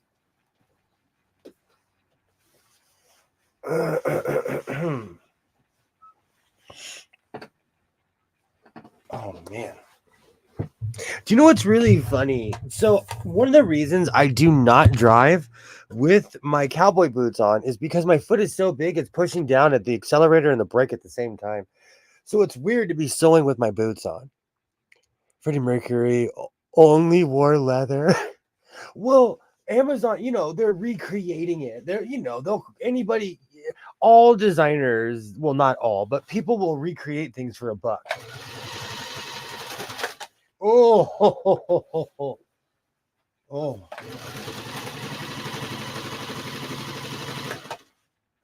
It sounds terrible, but is it sewing is the question. And no, it's not. Having thread in the sewing machine would help.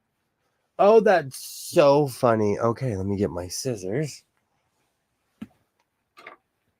I always take it for granted because I have this giant spool of thread here. I keep on forgetting that. Like, I had the steam table on here today because I was taking pictures of it. Definitely an eventful day. Tomorrow, I am going to take a break. Awesome. Usually, I forget to plug this thing in. Thread is a first for me.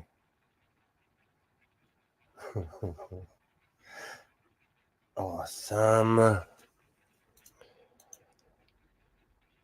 We have to find the greeny, goldish mustard fabric. Absolutely. That is my quest. That is my new quest. Have a great night, Butterfly. Great to see you. I'll be back at it on Wednesday. Great to see you. Oops. This is my middle name. Oops is my middle name. I have done that with the top thread a couple of times. This is definitely a first for me. This is definitely a first. Because I have I have a Dritz holder, and I always just have a giant spool of thread on it. And since this is my primary machine, it's usually threaded. Usually.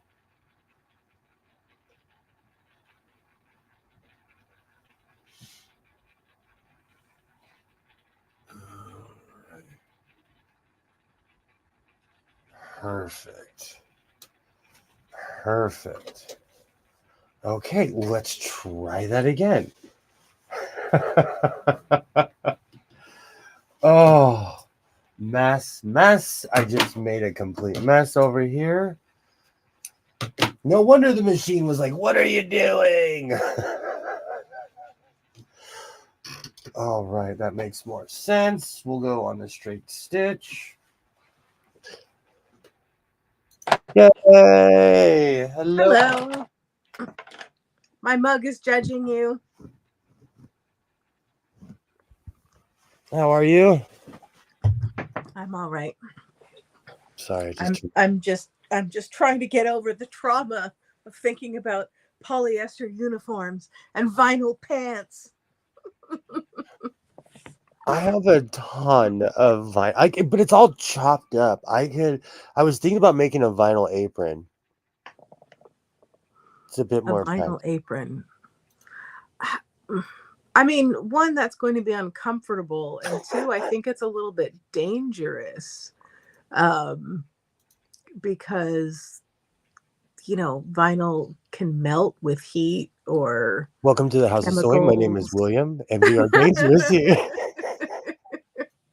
I'm Danger Mouse. Are you kidding me?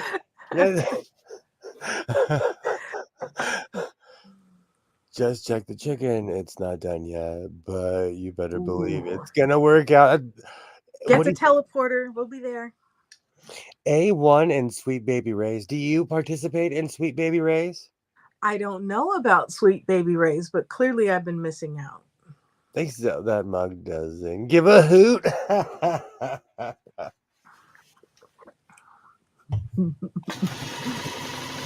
How are you doing? I've been lurking in the chat, but not the same. Asking You how know, you're doing. today's been. I'm in a mood because today was the first day back to school. You know, Oh dear. so I was getting up early. My son looked at me like, "No." I was like, "I know, school's back, kid. I know." I love Sweet Baby Ray's barbecue sauce. I do as well, Alibaba. Like, now we know she's blue blooded. Haven't heard of Sweet Baby. I'm obsessed with this stuff. If they changed the formula to Masterpiece, I was obsessed with that stuff. And for anyone who wonders what Masterpiece tastes like, it's what those the Lay's barbecue chips taste like. Okay. But they changed the formula. I ate that stuff for 15 years, if not longer. So educate me. Tell me all about the Sweet Baby Rays that I'm missing out on. It's just something that's everywhere, and it's good. Not necessarily good for you, but it's good. It's thick and it's hearty. It tastes good. Are you a barbecue sauce kind of person though?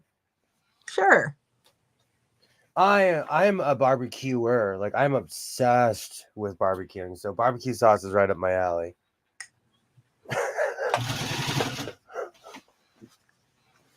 They sell a 40-ounce bottle of Sweet Baby Rays at Walmart for like $4. Oh, Sweet Baby Ray's is the bomb. I'm just trying to imagine when I would get through 40 ounces of barbecue sauce. You know, you say that, but like, I can't remember the hot sauce. There's this one hot sauce that I fell in love with. It's in my fridge right now. And I bought a giant bottle and I'm like, there's no way I'm going to blaze through this. I'm almost done with it. And that was like 2 or 3 trips ago. So, you know, you never know. It is a great regular barbecue sauce. Absolutely. I am in love with this stuff. I will do the commercial. You can call me what you want. I will do the Sweet Baby Ray's commercial. Awesome. Sriracha. Okay. So you're kind of hitting close to home. This is kind of a debate we have all the time. Sriracha. Are you a sriracha kind of person?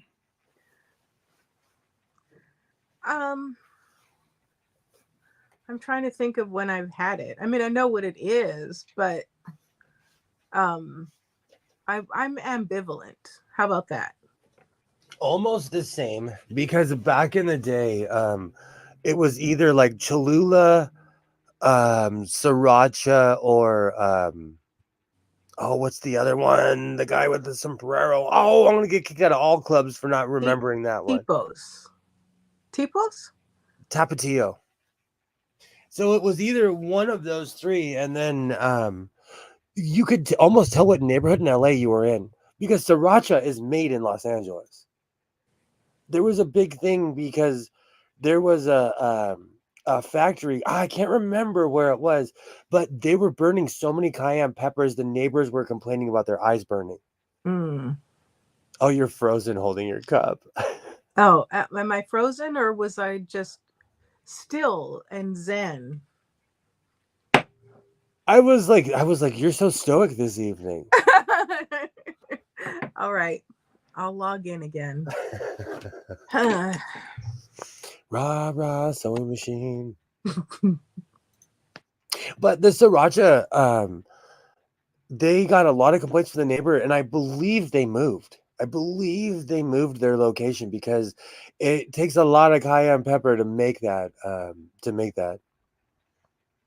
Well, you aren't still zen and oh, that's hilarious. Tonight is just a night of technical difficulties. But that's old school YouTube where it's just nothing but technical difficulties. Yay. Hello. One day I will find the wherewithal to fight with Spectrum again. Do you know every time you come back, you are more and more less impressed. You're like, I'm so done with Spectrum. But I paused this. Frustrated. But but calling them is a whole different. I mean, I've already called them like 3 times, and as somebody who's all over the internet and streams in many circles, anywhere that has Spectrum has these problems. I told you, I made a joke in a chat, and everybody who had Spectrum either laughed or was like, "Hey, man, that's personal and not very funny." Like every single person. Because they were trying to say something, they were like, "Oh, because of this, and this, like, oh, this is crazy. These things are magically happening." I said, "That's not magic. That's just Spectrum being terrible." Everybody was like, "Oh gosh, he's right. He's right. He's so right." It's not. There's nothing to do with anything besides just having terrible internet connection. Maybe I take it personal that I have. But it's not as bad as AT&T was, so at least I can speak to you and communicate. Superior carbon canister filters. I do need heavy-duty filtration. I had to stop at a rest stop to get something for my teeth. I am so sorry, Commander, that you're still in tooth pain. It's the worst. What does the dentist say? Is it something you just have to wait out, or they have to finish? They need to go there. They haven't gone to the dentist yet. Oh.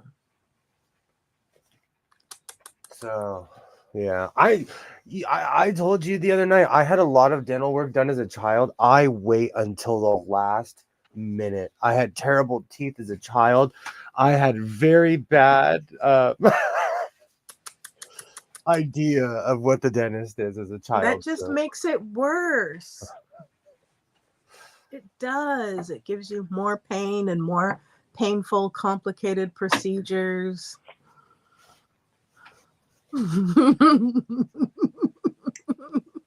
I know that look. That look says, I'm not listening to you and I'm not going to the dentist. No, I acknowledge you. I hear you. I validate everything that you just said. And I shine it on in the same breath. You are important and valid. That particular statement. Hie thee to the dentist. Both of you. And anyone else who hasn't had their teeth cleaned and their cavities filled. Sometimes clove can help, but I'm not a dentist.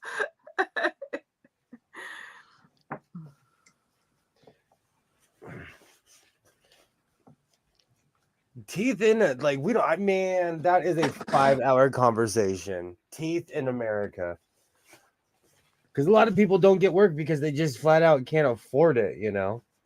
Well, but a little cavity is so much cheaper than a crown or a root canal. Or I agree. I need a whole new mouth, and they want the whole farm for that one.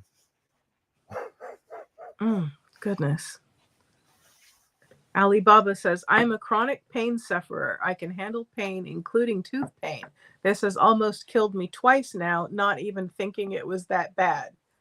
The bottom teeth could have sent the poisonous pus into my neck and into my blood. I was about to say, I've known some horror stories. There's one that I don't even know if I can tell. But I know some horror stories about people that have ignored their teeth. Kilroy has some questionable dental recommendations. You can get a crown from Burger King for free. You're right, you can. I talked about this the other night. While people go to fast food restaurants, they freak out, they act crazy. People are walking around with their phones. My son and I went. We made friends with the entire staff. We had a great time, and both of us walked out with crowns on our heads. Neither one of us obviously had been to Burger King in a long time. And I grabbed a crown and I turned around and Isaiah was like, I'm so glad you grabbed one because I want one too. He grabbed one. He was like, I want one too. But it obviously had been forever. And Kilroy's right. You can go to Burger King and get a crown for free, even as a 40-something-year-old man. They stopped with the crown decades ago here in Canada. In California, they're literally on the counter, stacked. They had like a I felt bad because I took the top of the tower. Do you know what's really funny? I got really bored one night and I was looking up reviews of all the fast food places by my house. Do you know I got offended when someone called the Burger King by my house retro? But it is. It hasn't been redone since the 80s. So I can see how somebody goes in there and they're like, this reminds me of junior high school. No ID required. Anyone can be king or queen or ruler. Now I have that annoying commercial in my head. Have it your way. Man, advertising works. It works. Well, that, and there's one that's like literally in a car. It's less than 3 minutes from my house. That's the problem with convenience. Like even today, I need you to parade me. Isaiah is over there getting healthy, doing his MMA class, and I have developed a Jack in the Box habit. Throw tomato, put me in the stocks. Again? Throw me in the stocks. Throw tomatoes at me. Those are abandoned old videos. Those creep me out when people go through malls and stuff. Those do creep me out in a weird way. But yeah, I laughed because quite a few people were like, yeah, I didn't notice that. And I'm like, I didn't notice that. And this place has been around my whole life. During the 94 earthquake, they shut the place down and they were giving away free food to anyone who walked in. Oh, wow. That's how much that people in this town love that place. Oh. Okay.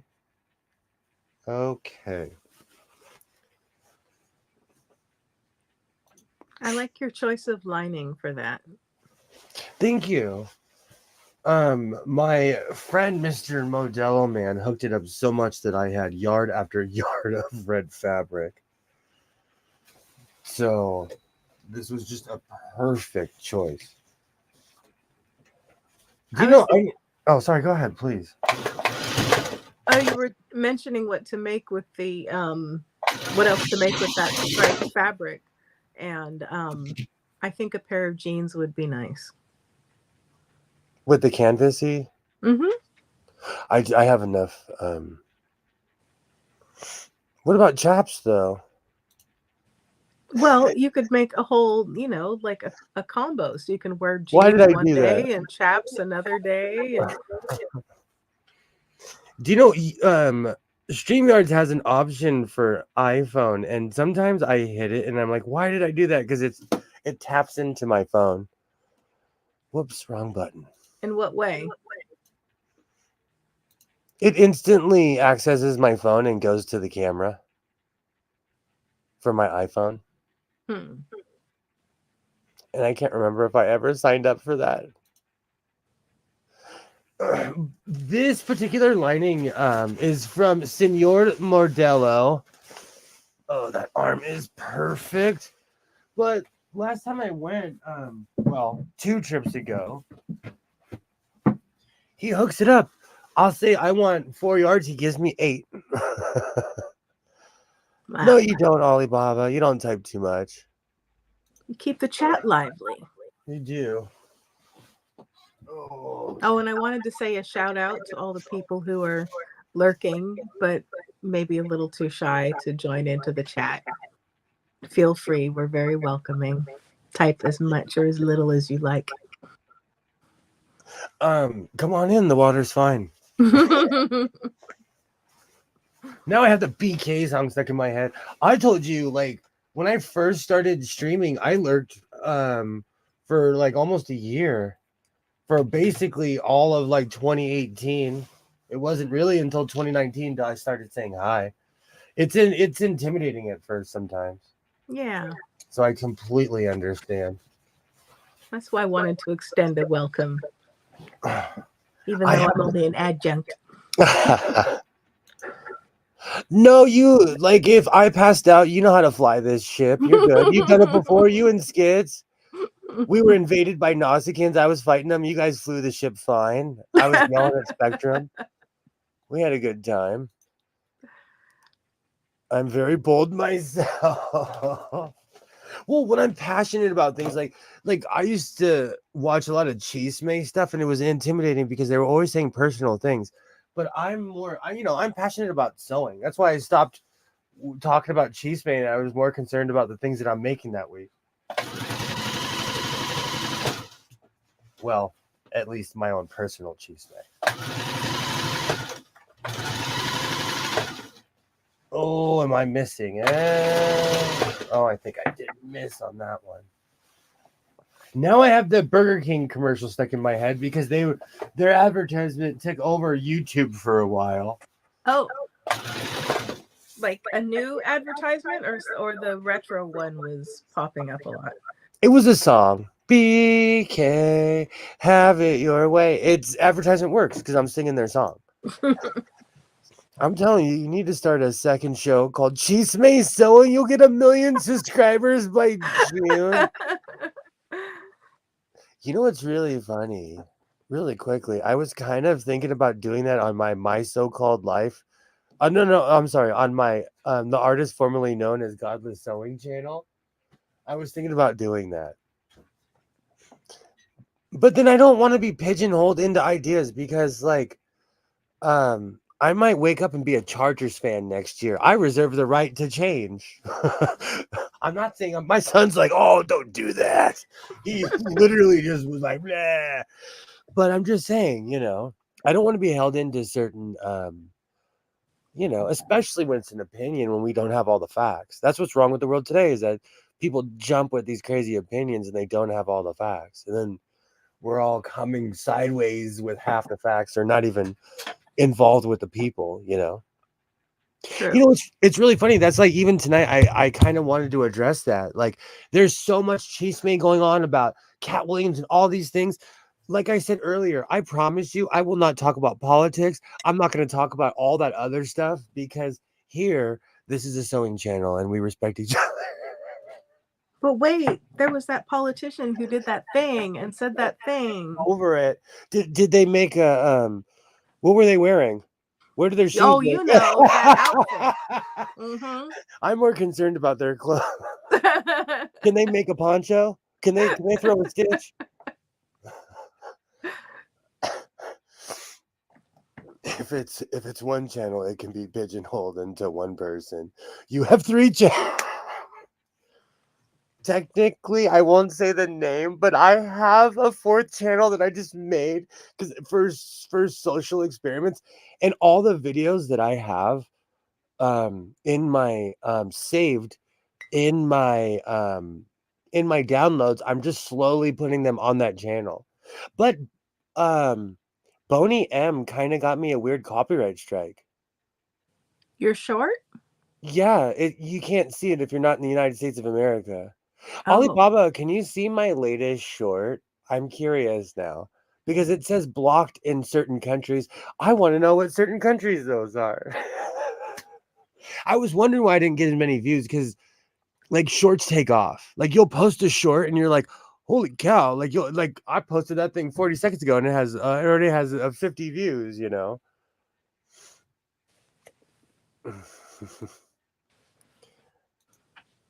I thought you got a hit. I was so excited to play the song, and then I looked this morning and it says partially blocked, and I'm like, instead of con, I'm like YouTube. Oh, that's a good one for when I finally make my so-called life the movie, Wrath of YouTube.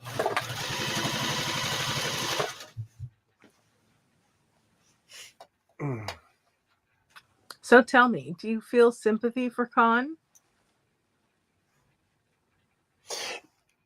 No, because I know why he was exiled in the first place.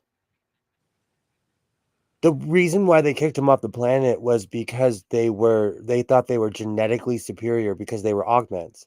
And because they were augmented, they took over the planet. And in Star Trek lore, Khan Noonien Singh caused a basically World War IV or five. I lost track in the Star Wars world. So no, he deserved it. He deserved to be hucked into space.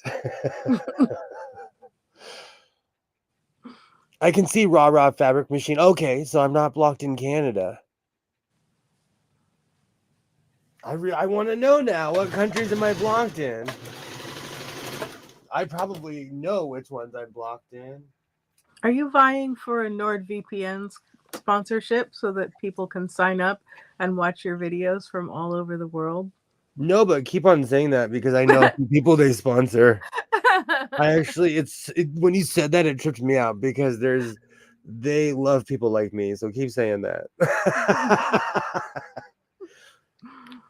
There's these two people I watched that moved to LA. And it's so funny to watch them because they went from these humble people to like wearing sunglasses, smoking a cigarette. Like I'm like, oh, you are so LA now. But of course, they move here to embrace the stereotype and not the culture. But that's a different conversation for a different day because it's 2024. And I promise you, more sewing, less politics, kind of chisme, a little bit more chisme.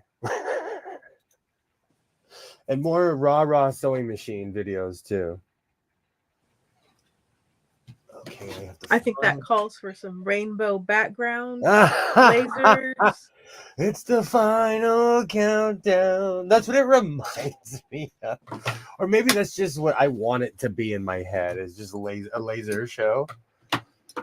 Do you know what's really funny? I hate to age myself, but when I was a kid, I went and saw David Copperfield. And David Copperfield had some really trippy music. I don't know, it's because my family habitually was early, but David Copperfield was into techno before it was popular. Or he had he had some it was all ambient, weird. It was like Circus Soleil. I've seen Circus Soleil as well. It was like Circus Soleil before Circus Soleil, you know? All right. It was crazy. Sounds intriguing. That you and I need to sing that song. Those were the days that we would get millions of views if you and I sang that song. The Archie, the la na na na na na na na na na na. We can change Those the were the word. days. Exactly. That would be.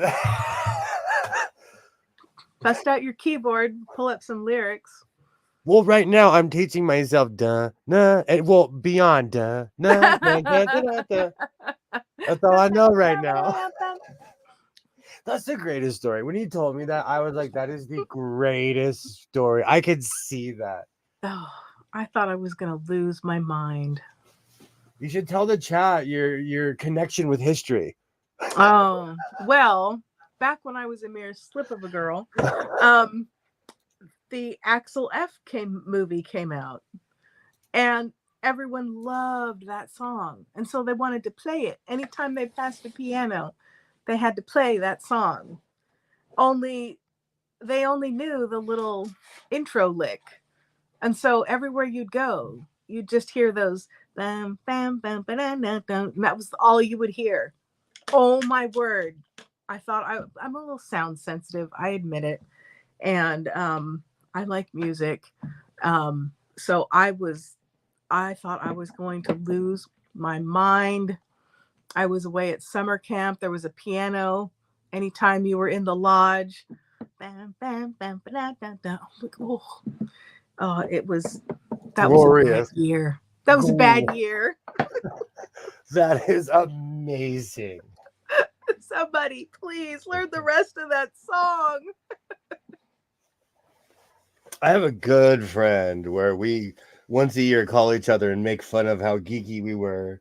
That was our jam. We would work out to that song.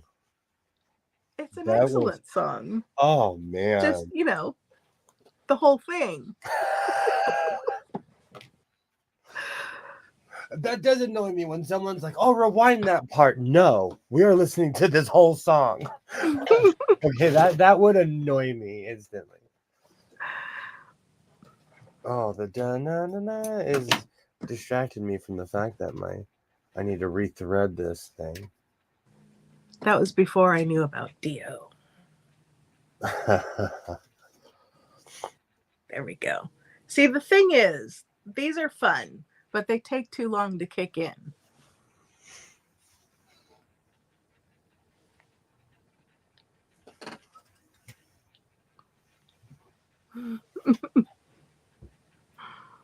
Nope. Oh, what about this? But you need two of them. Two for the confetti. Ah, I'm crooked. There we go. That's their goal to have us looking like crazy people. Right? I'm telling you. You know what's so funny? It's bread and circuses. Apple is like they now have the right to go through all your photos. There's all these crazy things in their updates, but we have all these cool things on screen. Those are separate things. They could do one without the other. It's bread and circuses. They do one to distract from the other. Give me photo liberty or give me death. Duh, duh, duh, duh. I'll get on the case. Let me get on the case. Duh, duh, duh, duh, duh, duh, duh. Greatest. That is the greatest story. I can see that. I can see that's all people know. I would go crazy. I would be like, learn the song. Oh my goodness. What is wrong with you? I might have been a Karen adjacent at that after, months. That's 3 chords. Learn the 4th one. Yeah, I'd lose it. I would. Oh, this is all making me want to watch the remake, and I've been on the I've been on the fence, Oh, watch it. Have a good time. If it's terrible, you can complain it's terrible. But don't avoid it just because you think it might be terrible. But I'm emotional. When I hear the music and see Axel Foley in the jacket, I might start crying. That takes me back. The 3rd movie was my movie. I probably had it on VHS, but I watched that movie over and over when they went to Wally World, but it was really Magic Mountain. And they went to this place called Wally World, but it was really Magic Mountain. Good times. Good times.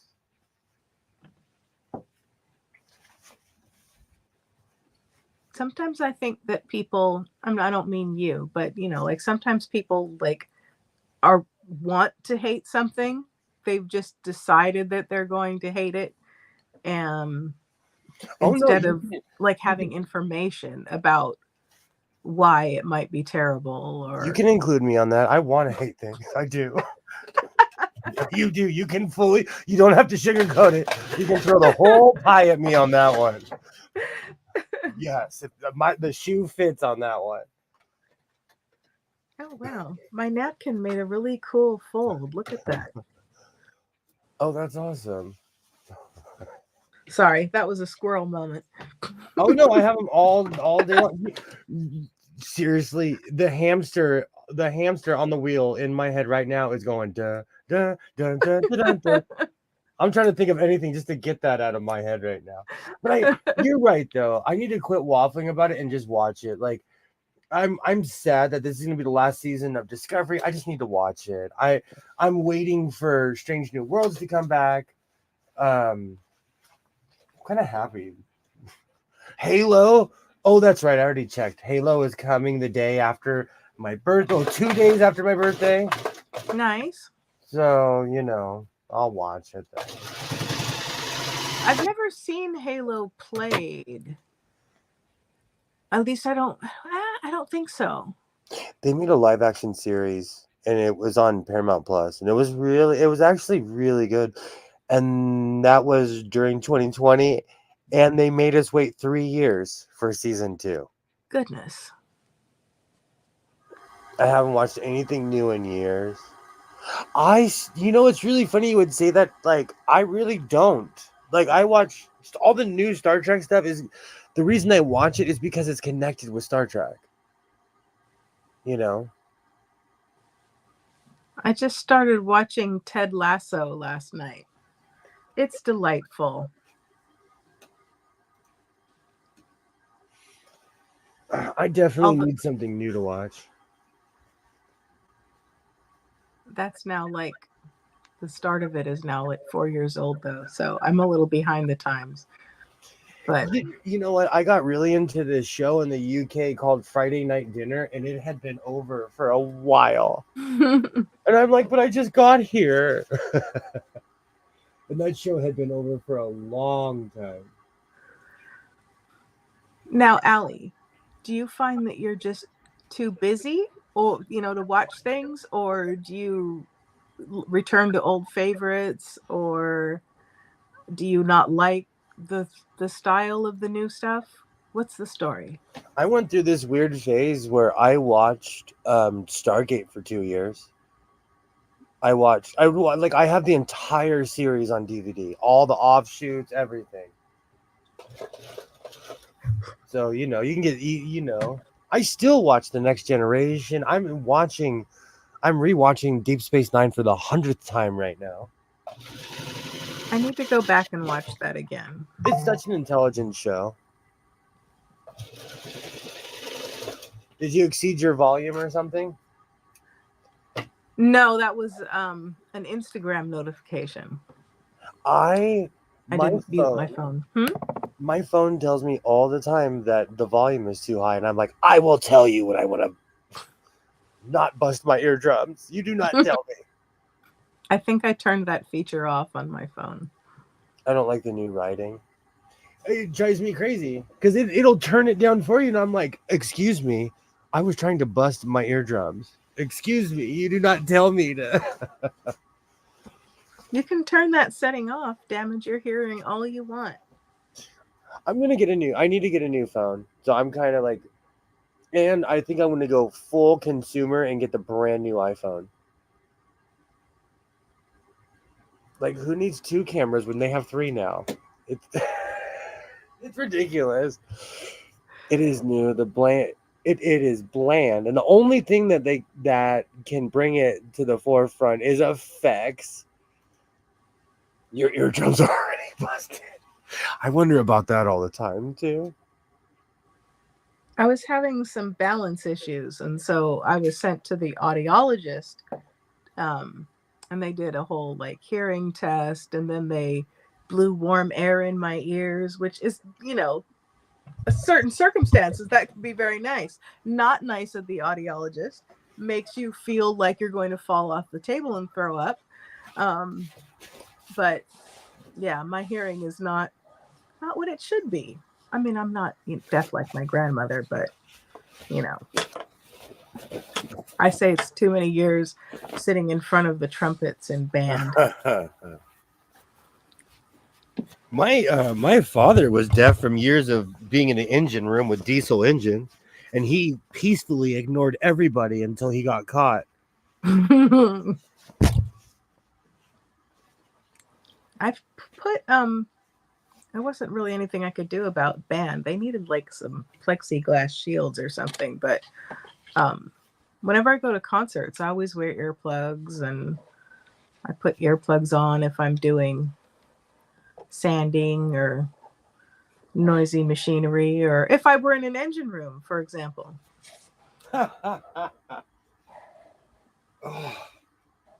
you know, because I come from an older family, and I'm saying that I was born when my parents were in their 40s, this jacket is slowly reminding me of the Isaac Hayes album cover of Black Moses.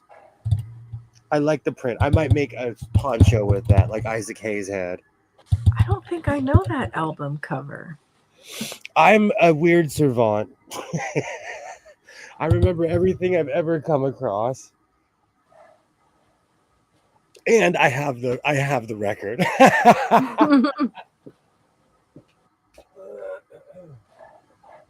What did I? Oh, that's right. I have to go get the leftover fabric. I believe is in my kitchen because I was.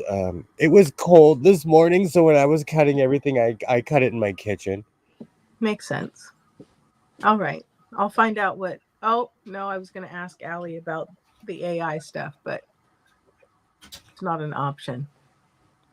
Oh, but I did want to ask you, Kilroy. We were talking the other day about OSHA, and you mentioned that you had been a home inspector for a while and stuff. So I wanted to know a little bit more about that because, obviously we need regulations and we want safe buildings and things. But someone else I was talking to was really mad at OSHA and was feeling like they weren't doing the job well, like the individual inspectors and stuff.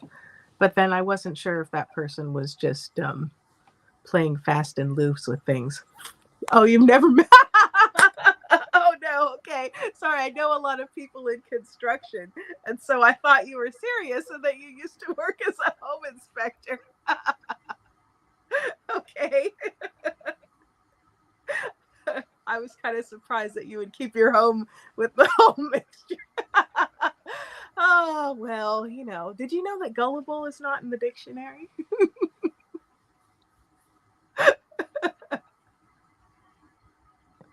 So what else do we have going on here? I didn't bring anything for show and tell today. I'm unprepared. Oh, you know what? I was that coloring book that I had had shown everybody the other day, the little small one, and I was like, wait a minute, this isn't the hardback. It doesn't lay flat. It says in the beginning of it, do not try to flatten this coloring book fully. And I'm like, well, how am I supposed to color in it? So I think I'm going to have to send it back. It's also supposed to be like little small things to color. But what I find is it's just big pictures that have been shrunk down to a small size. So I don't think that's going to work out.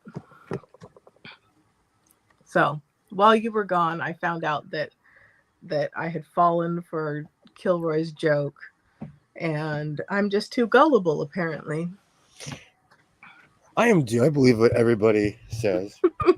Do you know what? I know Alibaba will be right back, but I am such a purist. If I see an AI generated thumbnail, I won't click on it. Mm. Is that wrong or what? Am I old? Is that like officially me telling AI to get off my lawn? Well, is it like in what context? What do you mean AI generated thumbnail? They'll have an image of somebody that you know is AI generated, like Eddie Winslow, the guy who played Eddie Winslow from Family Matters, lost all of his money. And some guy had a sensationalistic thumbnail of him begging on the street. Mm. But the thumbnail made him 3 shades darker. It kind of looked like him, but it was wrong. Yeah. It was just wrong. And they're popping up more and more online. Okay. Yeah. Am I being a purist? Am I just like well, I know you can't stop the inevitability of progression, but like it just seems weird to me. I mean, people have messed with like art and Photoshop and all of that for a long time. And so for me, using AI to do the same, like in that context, it doesn't really matter. My issue is more making something look like it happened that didn't, or using it to make someone look bad or, abuse them in a sense, that kind of sense. It's extremely it's easy, sensationalistic, and it creates false narratives just from the jump. Yes, that's what I have a problem with. Put some effort into it,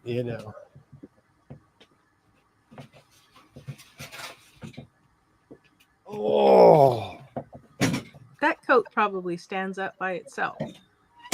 oh, Hello, Alibaba. Welcome back. Yay, welcome back. That thing is like starched.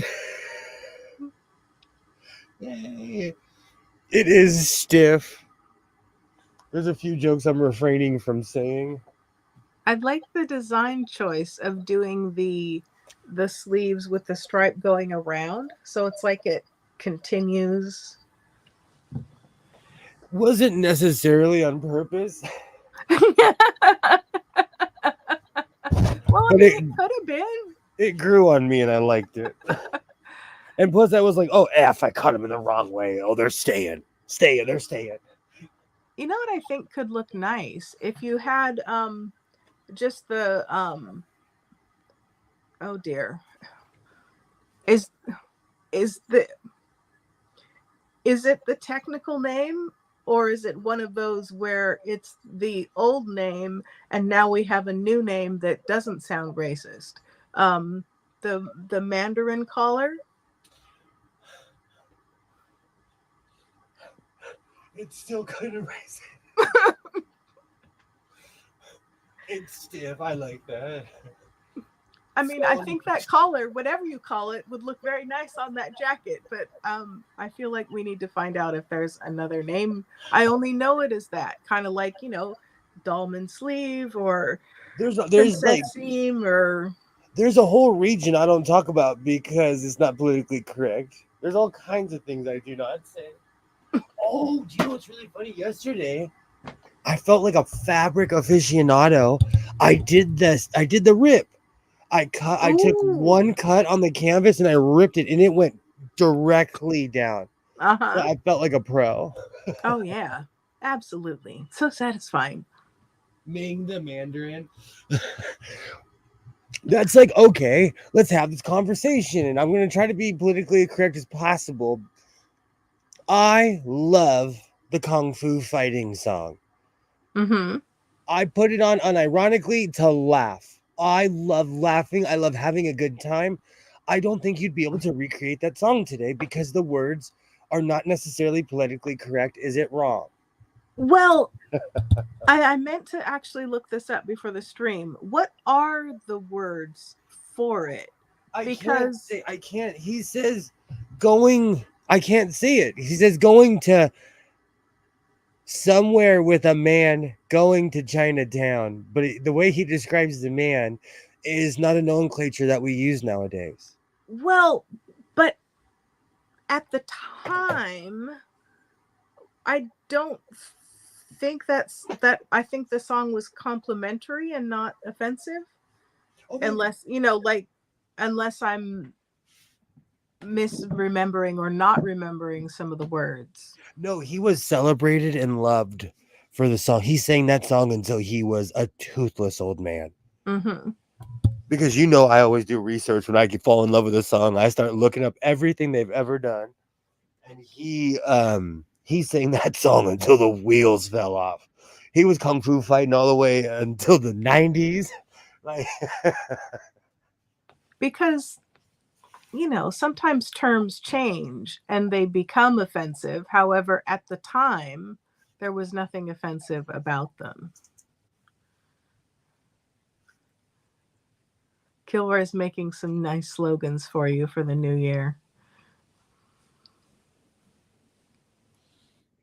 I love that. It grew on me and I liked it. It's true though. It was back then and became worse as time went on.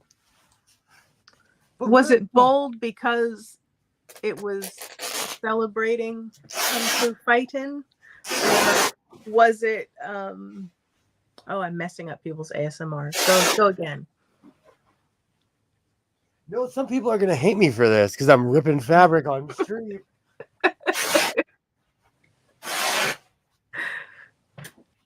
That is weirdly precise. I don't know how that goes in a straight line. Look at that. Well, it's because you're between the two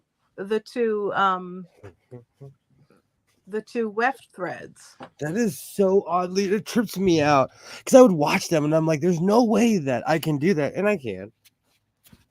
You just rip it down. Because with the scissors, you can cross over one of the weft threads and then you can go all wavy and not in the straight line. But if you tear it, you're just between those two the whole way. I'm learning the tricks of the sewing trade, so to speak. I'm glad I did that live on stream without completely making a donkey out of my. No, because sometimes you try to do something cool and you're like, oh, that's a bonk. That's a complete failure. Or you get like the one fabric where that doesn't cooperate. Exactly. Okay, that's perfect to work with. And now I have Kung Fu Fighting just living rent free on Main Street in my head right now. Oh, hey, Kilroy has words for information for us. It's not racist. It's named after a historical type of Chinese government official whose official dress included the collar. Excellent. Thank you very much. There you go.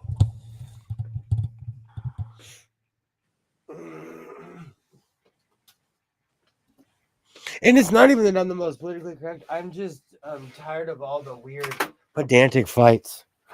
Mm. Well, also, I don't want to continue the abuse and stepping on of people. So it's fine if it's like admiration or if that's the technical name for it. It's another if agree. It's just rude. I agree. I had a Washington. Is it politically incorrect to say the name of the old football team? I wouldn't, but Well, I had a poncho that I covered up with a bunch of Day of the Dead stuff. And it's the old school colors. It's the yellow and maroon. But I covered it up. it's a minefield. You have to tippy toe and not make something that someone less friendly than Kilroy is going to quote you on. Yeah, but I'm kind of childish in that sense where I'm like, no, like, there should be some pushback. But then in the same sense, if someone said something offensive to me, I'm like, burn it with fire, get rid of it, So there's that line where people have to be honest with their emotions. And is it that you don't like something, or is it that it really needs to go, or is it that it's just tacky and out of place? Yeah. Trust me, I dance that line all the time. And I think that too, there's a difference between someone saying something to be malicious and someone saying something out of ignorance. Yeah, but there's a lot of there's a lot of people misconstrue things, and I don't know. Yeah, Things get lost in translation. Like they even do. tonight, I feel like something got lost in translation, and I am never that charged or heated about anything. Even if I say something like, "Oh no, it's this and this," it's never a point of contention with me. I'm not like mad or angry about it. Mm. The chicken is great, but the A1 and Sweet Baby Ray's kind of canceled each other's out. So I'll stick with one or the other. Noted. Now you have me craving A1. You know what? So you're going to laugh. Do you know what I had for dinner? I didn't check, and young Mr. Sewing was like, I made dinner. I'm like, awesome. He made spaghetti. So when I wake up tomorrow, my eyes are not healed. Oh dear. Maybe he needs to embrace a nice, butter mushroom sauce or something. I've introduced him to the land of pesto and Alfredo, so he's almost there. Chicken marsala. But pesto is life changing. Like I remember the first time I had pesto, and I was like, "Who's been hiding this stuff? Who has been hiding?" Pesto is an experience, and I'm not even saying that to be why I'm saying it to be funny, but like to me, pesto sauce is amazing. You could grow basil in your yard. It grows like a weed, and then you could make your own pesto. Do you know what what was growing in front of my house? It probably is still growing, and I caught a neighbor back when mojitos were popular. I have mint that wildly grows in front of my house. Okay. And I caught a neighbor, and she was awkwardly there. I was like, "You could take the whole thing." She was like, "Really?" I was like, "Yeah." She uprooted it. Oh goodness. It's still gross. It's still that stuff is like a weed too. Man, I Mhm. have mint everywhere in the front of my house. Yeah, when I cut my grass and I cut my lemongrass, my front of my house smells like a salad. Nice. The lemongrass is the weirdest thing. I like the way lemongrass smells. Off the vine when you chomp on it, and I know I'm from a certain era, but it tastes like Fruit Loops to me. Huh. When you chomp on the green leaf, that is lemongrass, it tastes. Maybe my taste buds are off. It's the strangest thing to me. I'll walk around chewing a whole leaf. It tastes like Fruit Loops to me. It's been so long since I've had Fruit Loops that I don't remember what they taste like. Because I have a child in the house, it hasn't been that long for me. I missed his cereal phase. That's the one thing they don't tell you when you have a kid. You get to relive certain things. I got to watch cartoons again. I got to watch G.I. Joe again. Peter Parker for life. And I got to eat cereal again. There And you now go. my son's like, I don't want that. I'm like, but I miss Captain Crunch. That one I do remember. That one I would get even when I was older. So, Joy, are you here because you're taking a break from work, or are you taking a break from the chat to go do something else? She's working. I believe she's putting all the is it skirts or shirts? I can't remember now. Well, welcome for your break. We'll do our best to keep you entertained. Now I have 9 Oh. to 5 stuck in my head. Joy said that's it. Joy's done for the night. Yay! You know, when doing something over and over, you'll be like, okay, I'm mad at this. I'm over it. I'm like that. Even with my love with this. I can look at the video. But I had a Mimi G midlife crisis meltdown where I was like, I'm never going to make this code again. But really, it's just I made the same thing over and over. If I recall, that was not what you said.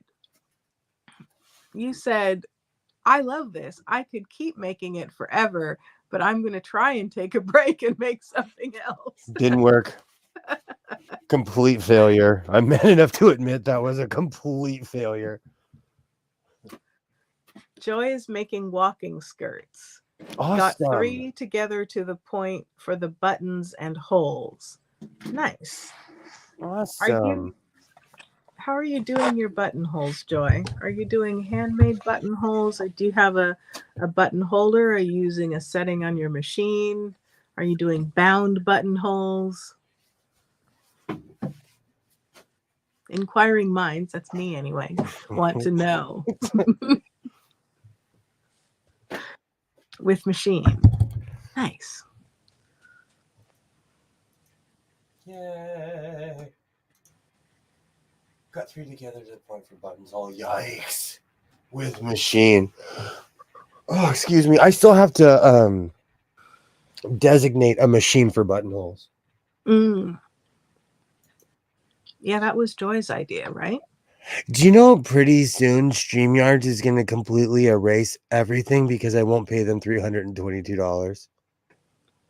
Well, but you can archive it on a drive. It's already all saved. Yeah. So. But I might if I don't well, no, I'll stream on Wednesday. I might have to restart with their free plan.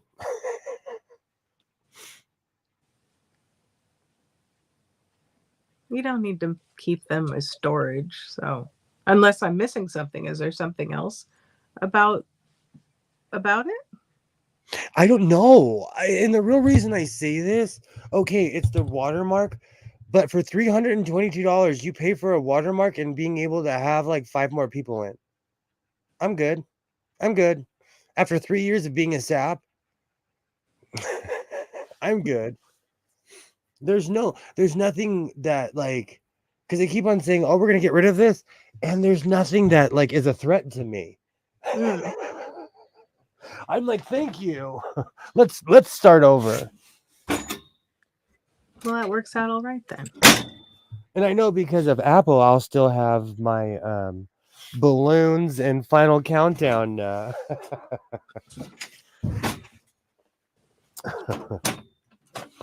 All the good stuff. Yeah. I'm just let's talk about it. I'm tired of being fleeced. Just because you have money doesn't mean that you should readily give it away. True. I'm tired. That's why I'm so glad when I switched my credit card, I found out everybody who was ripping me off because all of a sudden they started asking me for money. Like Paramount Plus, I was paying twice. I was paying twice for ESPN. Like, I'm over it. Goodness. I'm over it. Mm. You're stuck again. Oh no. Oh, hold on. Oh no, you're back. That was the weirdest thing. Was I stuck or was I just being still? Can't tell anymore. Flat out can't tell anymore. Okay. I'll try to move around more just to avoid the robot panic. They aren't holding you at gunpoint. You know what it is? The reason I'm griping, Kilroy, is because I feel ripped off and I'm over it. So I'm consolidating everything that's like I feel like is ripping me off, and I'm just getting rid of it instead of I did send them an email and they were like, "Thank you for telling us how horrible we are." But I'm just over getting fleeced, that's all. Yeah. I need to go through and reassess all my streaming services. And check to see if they're double charging you. I know I cannot be the only person. Hmm. And I think that's what bothered me the most is that they just assumed that I wanted to pay the $322 and they tried to charge my old card without asking me. And the funny thing is, if they had asked me, I might have just said yes and let them charge my card. And then Well, none of this would have been an issue. I mean, sometimes you sign up for the thing and they say, okay, it's got auto renew. But my issue is when they, it's like a year later and they don't remind you. And It's been 3 years. It's been 3. I've been paying for StreamYards for 3 consecutive years. And so I'm over it. And you know what? Maybe they do all kinds of stuff I don't see. I just don't see any benefit to continuing the relationship in the way that it is. Well, I mean, sometimes it's not that it's bad or good. It just doesn't fit with your particular needs. There's got to be something else out there, you know. We live in that's one thing about the internet. It is super free enterprise right now. Well, I mean, even if you stick with StreamYards, it doesn't mean that you need the one where you can host with 40 people and archive Like I said, 6 terabytes. when I get sponsored by Singer or Foff, I will come right back with the 322. Oh, it kicked you out for a second. That was weird. Dear. No, you're back. And you're better. Oh, hey.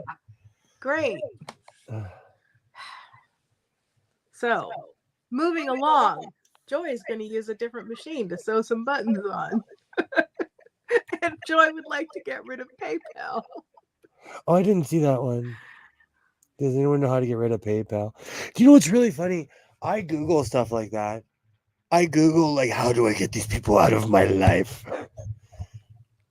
I mean, I think that there should be, like if you scroll all the way down in the little section that has their address and information and the contact us, blah, blah, blah, there should be an option to cancel it, close out your account. I agree. And you have to stay firm because I've closed out all kinds of things. Like when I got rid of my T-Mobile phone, the guy made me feel bad. Like he almost started crying. He was like, "What did we do? What did we do to you?" And then he legitimately asked me, "What did I do to you?"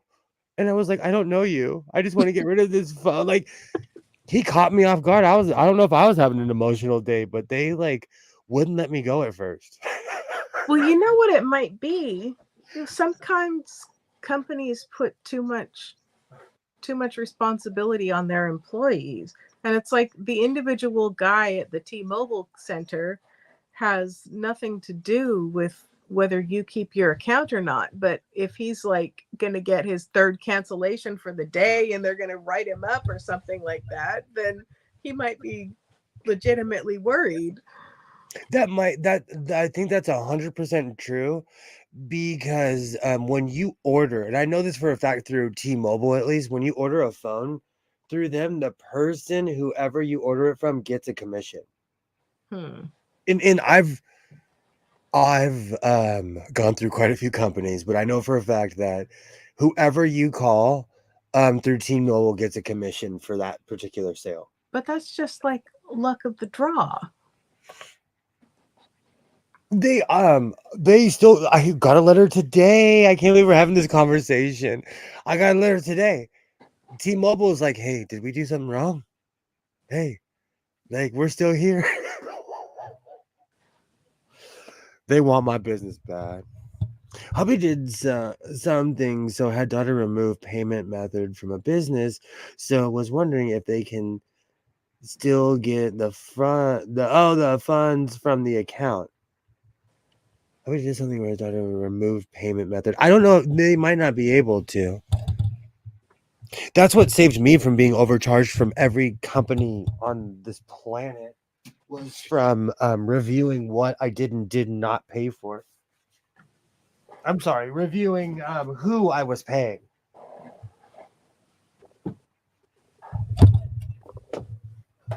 I think part of the problem too is the Golden Girls chair is just heavy. Casters. It's good if it goes anywhere, it's gonna go in the living room to be reunited with its friend. Well, there you go. They That were might just be a exiled. more appropriate place for it. But I mean, you were talking about getting an office chair so you could lift it up and put it on the other side of the desk and stuff. I mean, that seems like a back strain waiting to happen because office chairs aren't necessarily light either. Yeah, but I'm in my 40s. I lift weights. I like ever since my son started working out, I'm like, he will not be more buff than me. He will not be more buff than It's not the me. weight of it. It's not the weight of it. It's the like awkward angle as you're, leaning Totally. over this way. I told you I threw my wrist out on Saturday carrying fabric. See? My point is made. And it took 2 days for my wrist to come back to like the point where I'm like, "Oh my gosh. Did I really injure myself?" But to be fair, like I had a roll and I probably had 60, 70 pounds of fabric. Modelo Man does not play, and that black fabric I thought was denim, but it's like really thick and stretchy, so it's heavy as Hades. You bought stretch denim? I thought it was denim, but it's like a thick. I'll show it to you in a second. It's like a thick Okay. material. All right.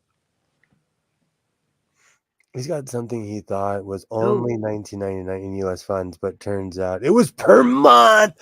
That drives me crazy. That stuff drives me crazy. I don't like that. And the wording is so crazy. Mm. Isaiah ordered something online, and he thought that it was gonna be full size.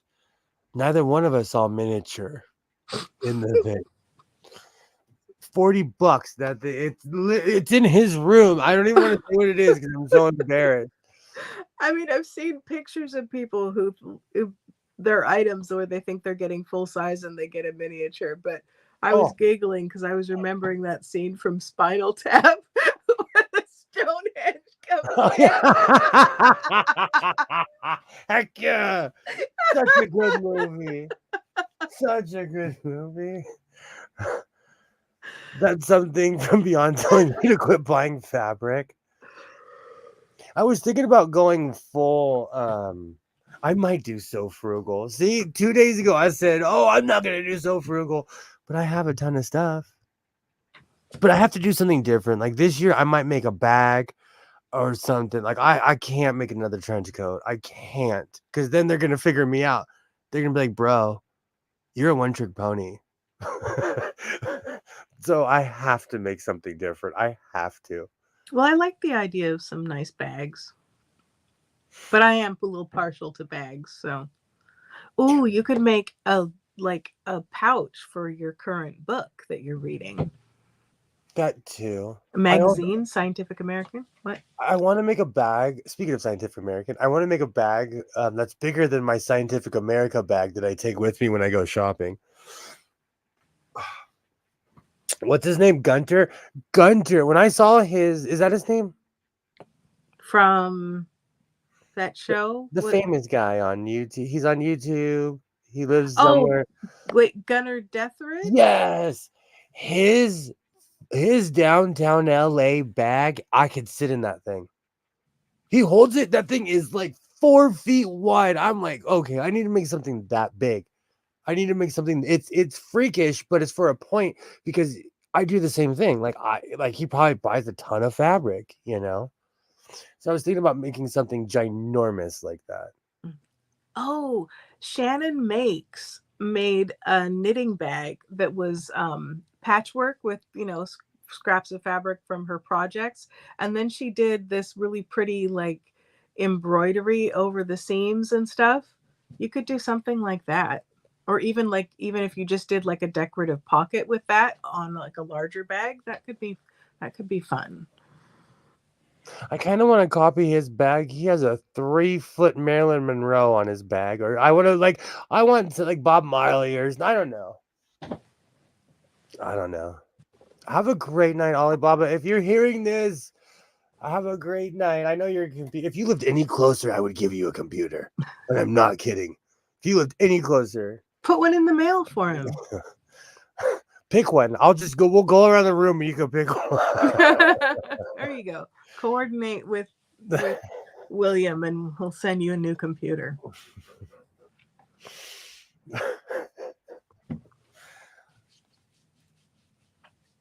Yay, see you later, Ollie. All right, let me finish this collar before we're getting all sentimental. You know what? I have to take these boots off. I have to. Oh, you didn't do that already? No. Oh, I'm so glad I'm still this flexible. I'm going to cry the day I am not this flexible anymore. Well, if you keep stretching, you'll stay that flexible and then it won't be an issue. No tears. I know I say this every time, but I love my clacky boots. I'm going to get those hooves that you don't like. I'm going to get those Saru boots. When did I say that I didn't like them? You just don't get that. You have a certain face of approval, and whenever What? I showed you, Oh, when I my showed you the goodness. hoof boots, you didn't jump. You were like, interesting, hoofy. What? I'm giving you a hard time. See, you're putting words in my expressions. I want you call them Saru boots, and they definitely are, but these are kind of. I just want to be tall, okay? I wear a heel. Judge me. Well, the Saru ones have that weird like shank that makes it like a heel with no heel. Those are awesome. Doug Jones, though, he's walking on his you can see it sometimes in the early days. He's walking so awkward in those.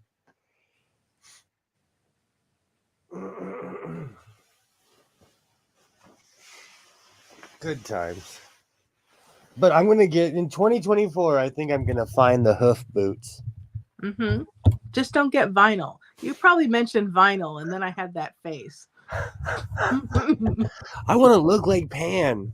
I want to look like modern day Pan with my vest, and then I show up with hoof boots.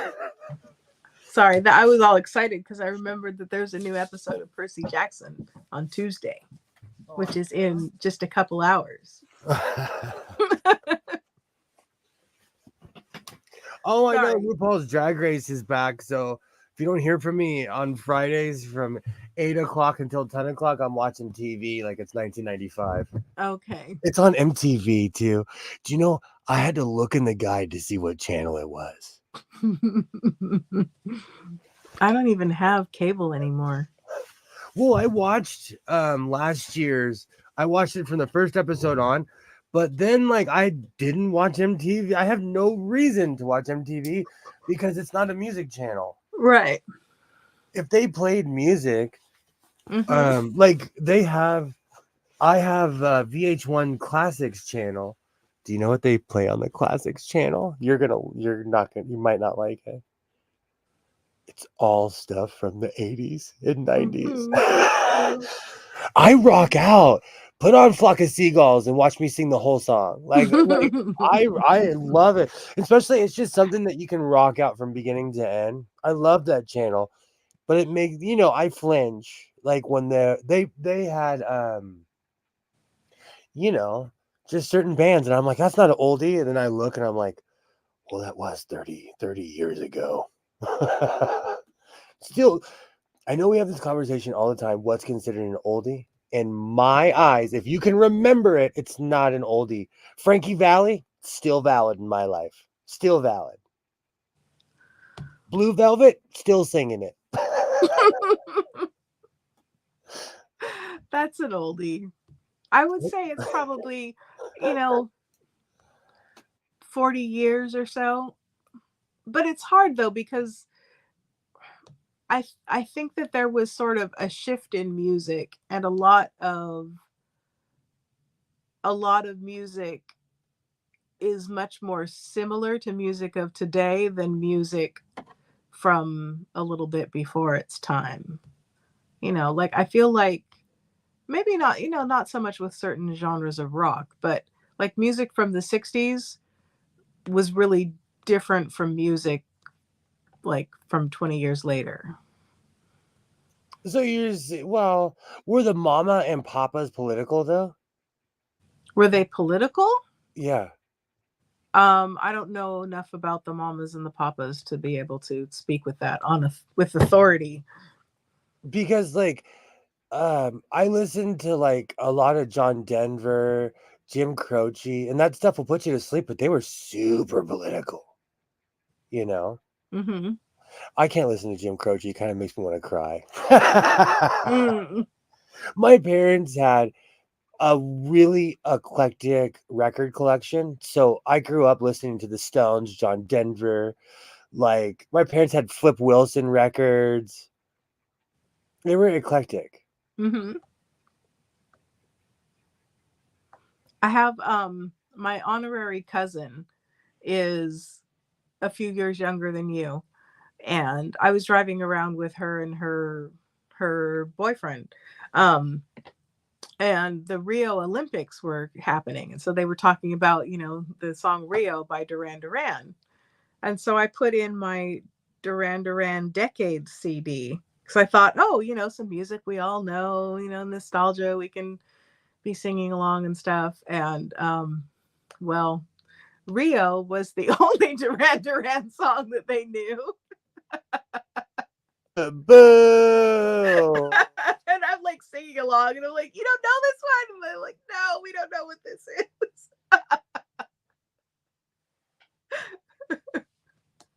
If you don't do the dance when Hungry Like a Wolf comes on, I can't talk to you.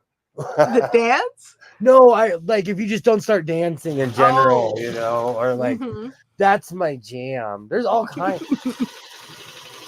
Did you know that Hungry Like the Wolf is one of the only it's the first #1 song to come from a soundtrack. Really? At least according to all the British people on YouTube. I find that hard to believe because there were. What about that song from Breakfast at Tiffany's? And there were a lot of iconic songs from movies back in the day. Jailhouse Rock. I mean, But was it sold as a soundtrack? Soundtrack is a completely different genre than you know, is a completely different category. so you mean like the first #1 to come from a soundtrack album? Yeah. Oh, now I have that song stuck. There's a really good Doctor Who episode where Clara and the Matt Smith doctor, they're trying to go to some like island somewhere and they get transported to a Soviet submarine in the 80s.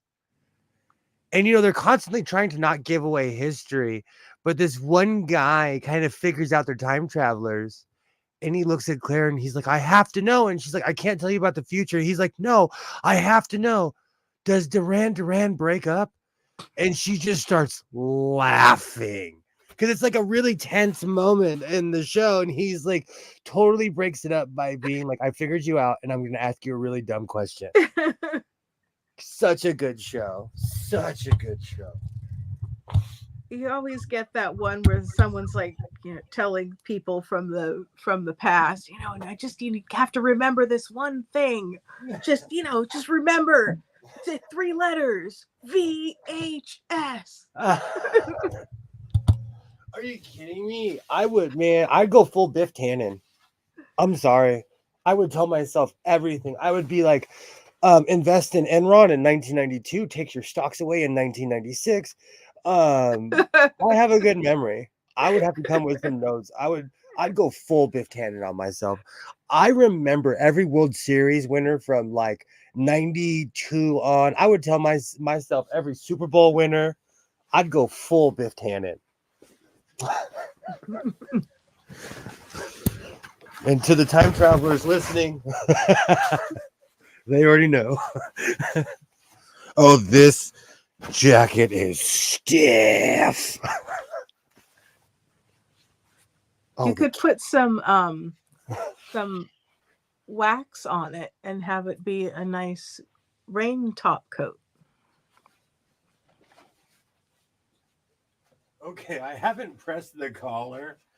Oh, the collar is like set on Super Dave. Oh, that's awesome. So you did not honor the Mandarin? Look how big this collar.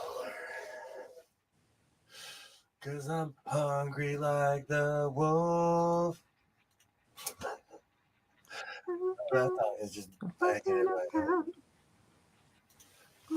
my head. Oh. Oh, this is lovely. Oh, come on. Stars and Stripes snowing forever. And this, you hear how crispy that is? That is canvas. Oh, I could goodness. go And in the rain with this. when you guy. tire of it, you can make it a backpack. I was thinking about an awning. This is just big enough for the back door. Oh, I love this. This is why I do this. I love this. I'm gonna put some Scotch Guard on this and wear this in the rain. There you go. Another option. I don't know what was wrong with me. I went through this weird phase of saying like, I don't have Scotch Guard. I have 3 open bottles of Scotch Guard.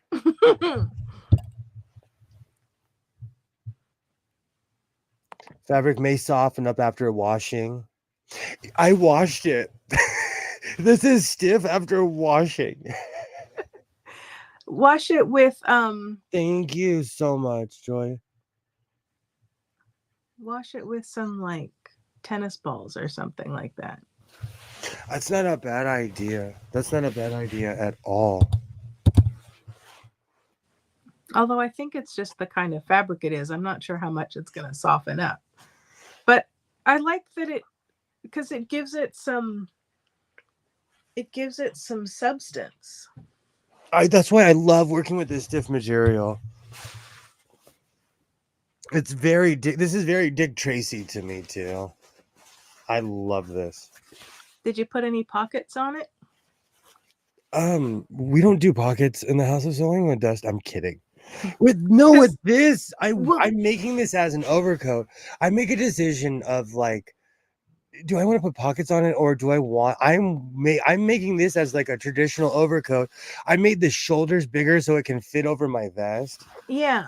So what I was thinking is that you could put, just like a pocket on the inside so that you don't mess up the nice striped panels. I could do that too. That's not a bad idea. That's not a bad idea at all. How are you feeling this evening? You want to keep the party going or what? Mm, I don't need to quit right this second, but I don't think I'm feeling like What another time are we at 2 right now? hours or something. I can't see that. What time are we at right now? 3 hours, 13 minutes, 20 seconds. Oh man.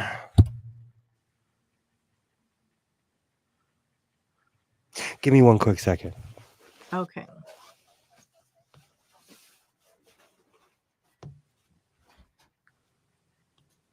Now I have to think of something entertaining.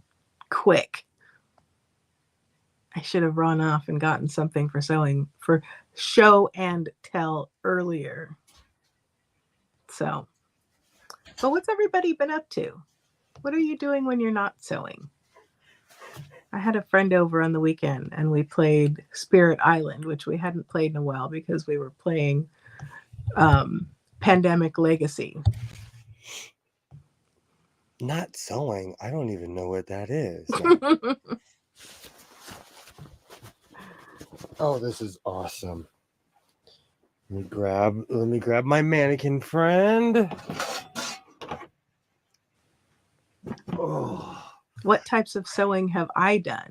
I've made a couple bags. I took a sewing class, made some pajamas, made a pirate shirt. I made another shirt, but I didn't like it, so we shall not speak of it.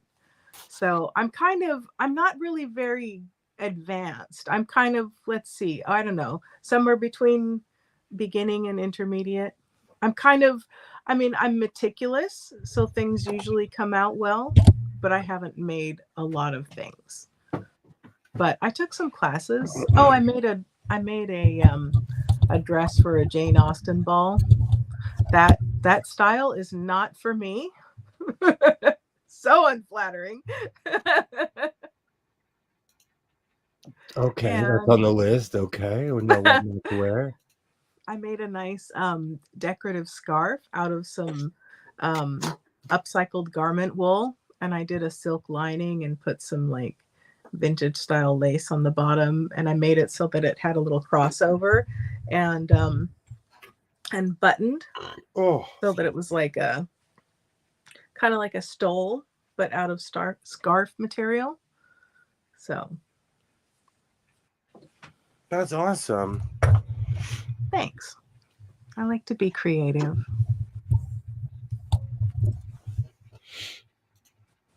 I have not done anything for myself in 2 years or more, Joy. Oh.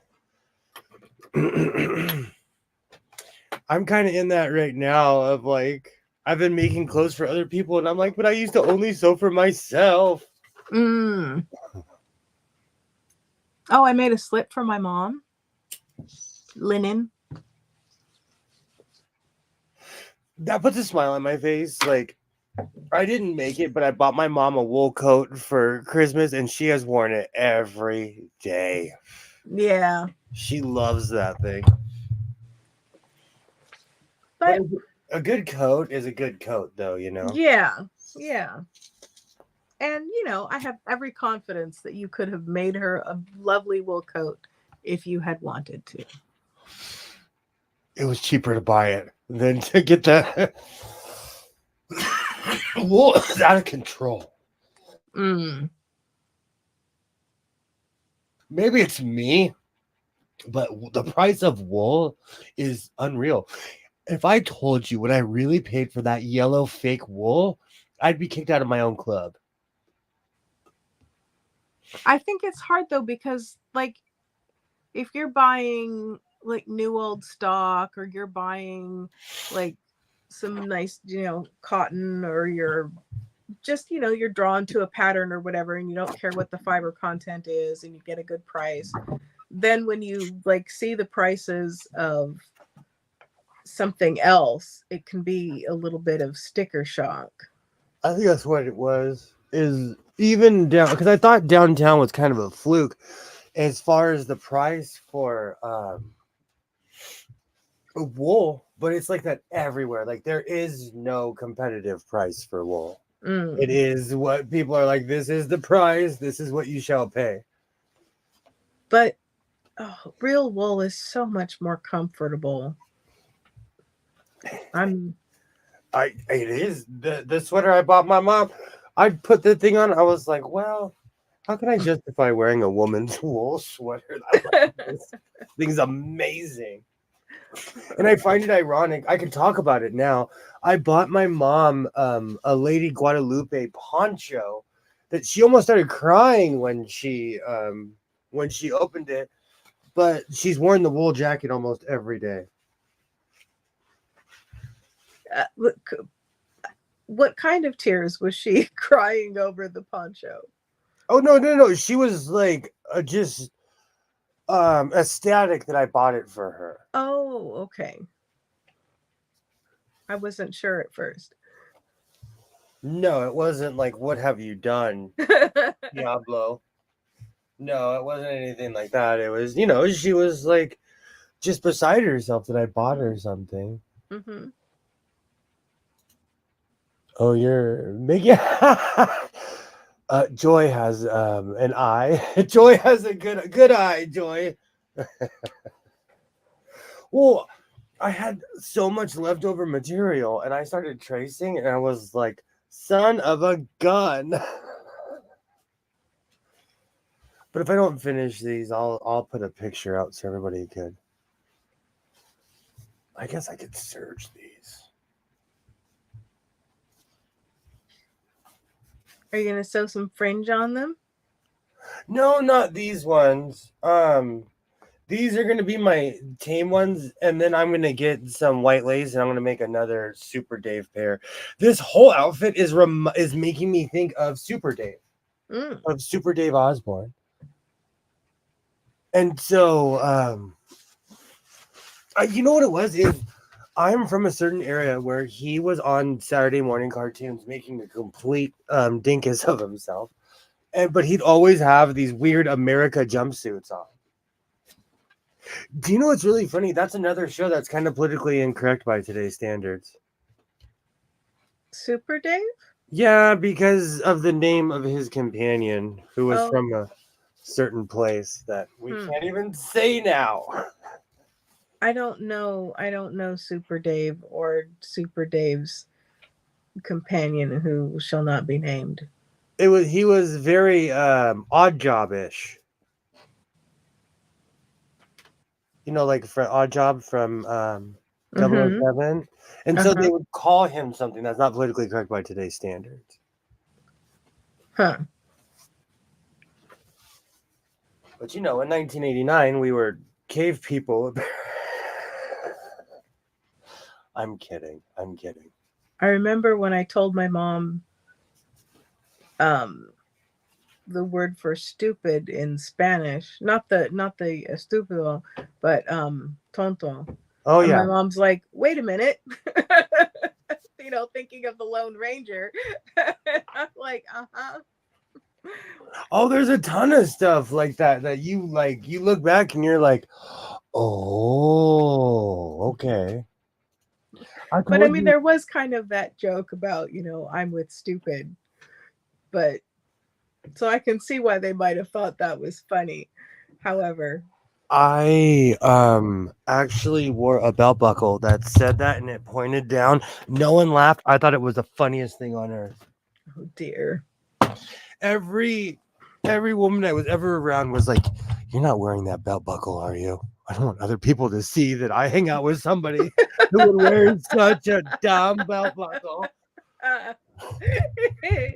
Yeah, I can understand that. I loved that. I wore it until the knob fell off. Literally, it's in this The room. knob fell off? Literally.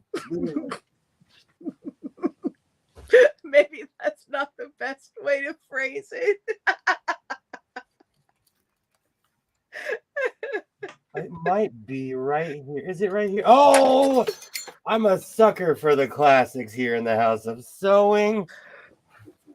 People hated this. I loved this thing.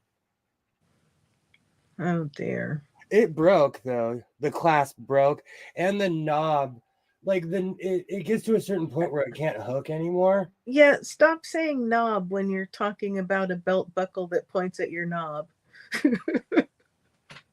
Well, I don't want to say the snake because it's in the shape of a snake. That's even worse. Trouser snake's even worse. This was the most glorious belt buckle ever. No one liked it. No, I can't blame them. I and out of pure defiance, I wore that thing until it broke. I can't believe Well, that thing was so readily accessible. yeah, you're fresh with the bad ones today. My God. Feeling I woke up feeling cheeky today. Mm. I really like the way that jacket came out, so of course I have to accessorize.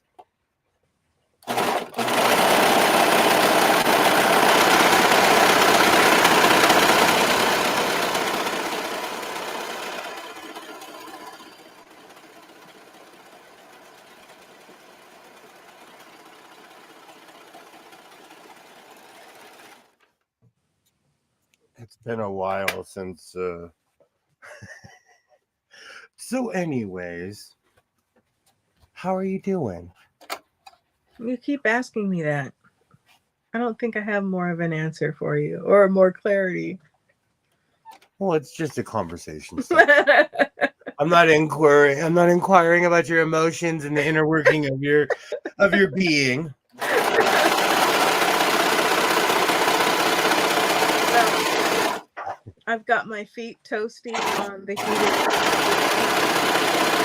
I had a Sounds nice amazing. bowl of chili dinner. Then I had some coffee that went down way too fast. Now I want more coffee. You know, that's how I'm doing. That's why you got to get yourself a freakishly large cup like I have.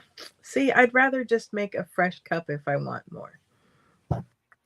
I have a fresh cup right there. It's not warm, it's lukewarmish. Ooh.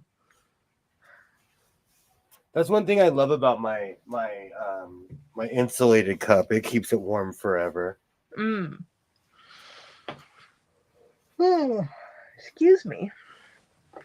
Oh, so did you demo your steamer before I got the stream going? No, it's because I had the table in front. I just kind of showed it off. Uh-huh. I will be demoing it. I'm gonna make a video about it where I hop around Nice, like crazy Gideon. I know that's an LA reference that not too many people will understand. Did you ever experience Crazy Gideon back in the day? Not in person, but I remember the commercials now that you mention them.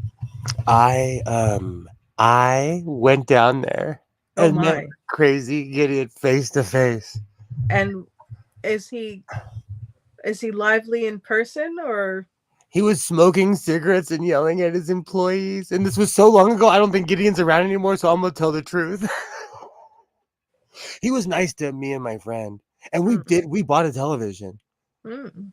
I had it until I had that thing beyond it. Like, you know, it had certain chords so you could still play certain games. I had the thing forever. But my whole point was, and people experience that with me. When I'm online, I'm at 10. There's sometimes you might see me in my car crying on my way to work. I'm a human being.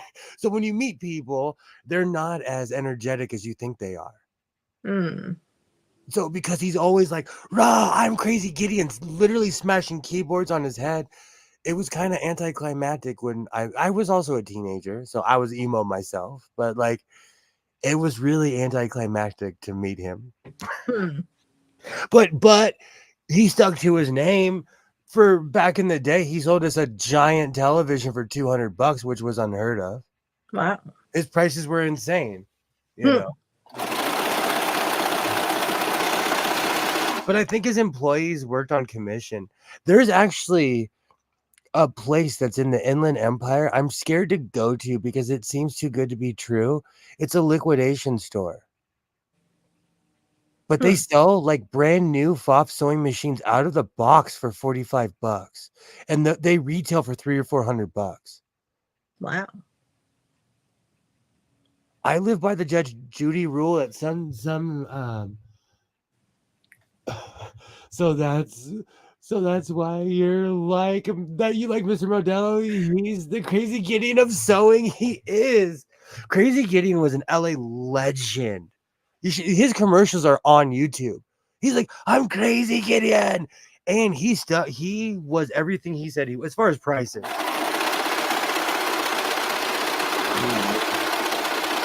That was in the golden age of commercial. Well, I don't know about all that. Well, Gideon's commercials were very YouTube-ish. They were raw, and it was just him standing in front of a screen being like, come and buy my stuff. Like, it was very YouTube-ish.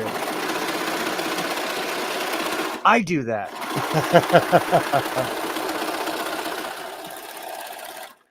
Oh, Crazy Gideon.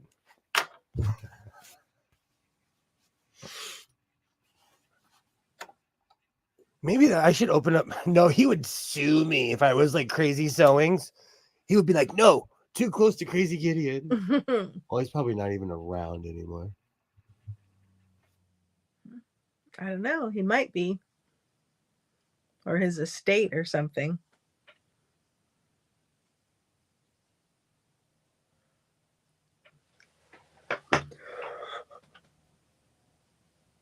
Oh, excuse me. So, Kilroy, what did you have with your chicken? And what is this fried corn that you were talking about, Skits? Like, is it like a deep fried corn cob, or? I have questions. That doesn't. Okay. I'm here for deep fried anything. But a deep fried corn cob. I don't know. I mean, he said it was fried corn. And so I was thinking like little, like little mini cornbread balls or like a fritter or something. Yeah. That's bomb. I used to go to the Bakersfield Fair, and they were famous for deep frying pickles. They deep fried Oreos. Everything I ate tastes good. I think it's the cracker meal. Everything I ate. They deep fried ice cream, and they surrounded it with cracker meal and deep fried it. Oh, I had that in a Mexican restaurant the first time. Oh, it's so deep fried bomb. ice cream. Oh, so bomb. Deep fried Oreos. I didn't think I'd like them. Excuse me. You would definitely need a if you came with me, I would definitely need an EpiPen that day in a wheelchair. Oh dear. I'm kidding. This stuff is so stiff. Look at that. See if it'll stand up on its own. Put it on the flat side or something. See if it stands up. We can't see. I'm trying to stand it up.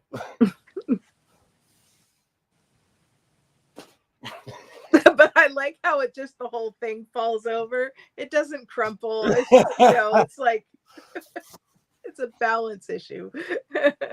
Oh, this stuff is thick.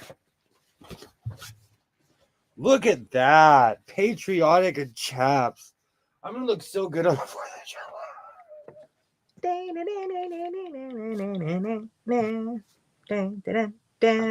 Oh, I can make some firecrackers.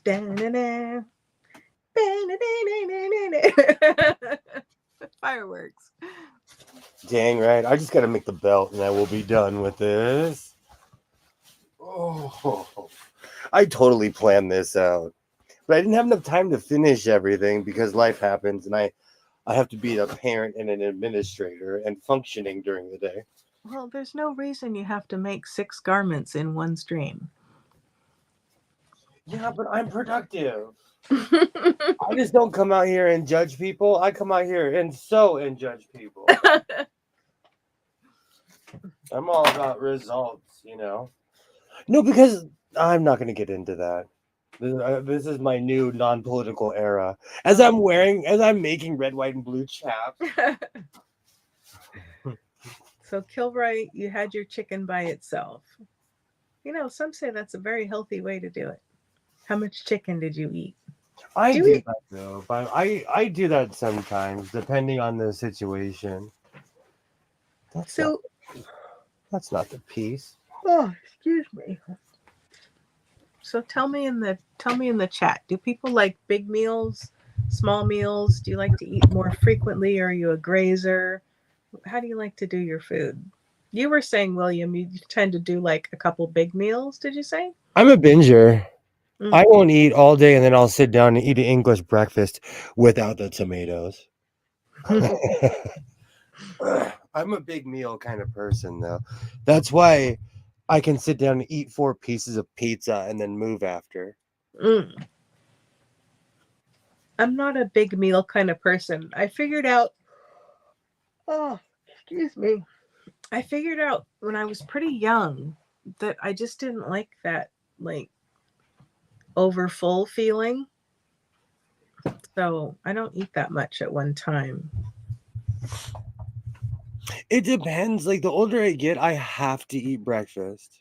Mm. I cannot mess around, or I'm like hangry, making bad life decisions by 10 o'clock in the morning. So I've found them, like, when I eat a lighter breakfast, that's just the way I am. But Hmm. like, I eat a decent sized lunch. But it depends. Like, when I'm out and about, um, it's different though. If I eat like a hoagie for lunch, I'm gonna pass out. Excuse me, I'm obsessed with meatball sandwiches. I know I'm not supposed to eat tomatoes. I'll pass out. I will fall asleep after eating a meatball. Hmm. Maybe it's because I'm not supposed to eat tomato.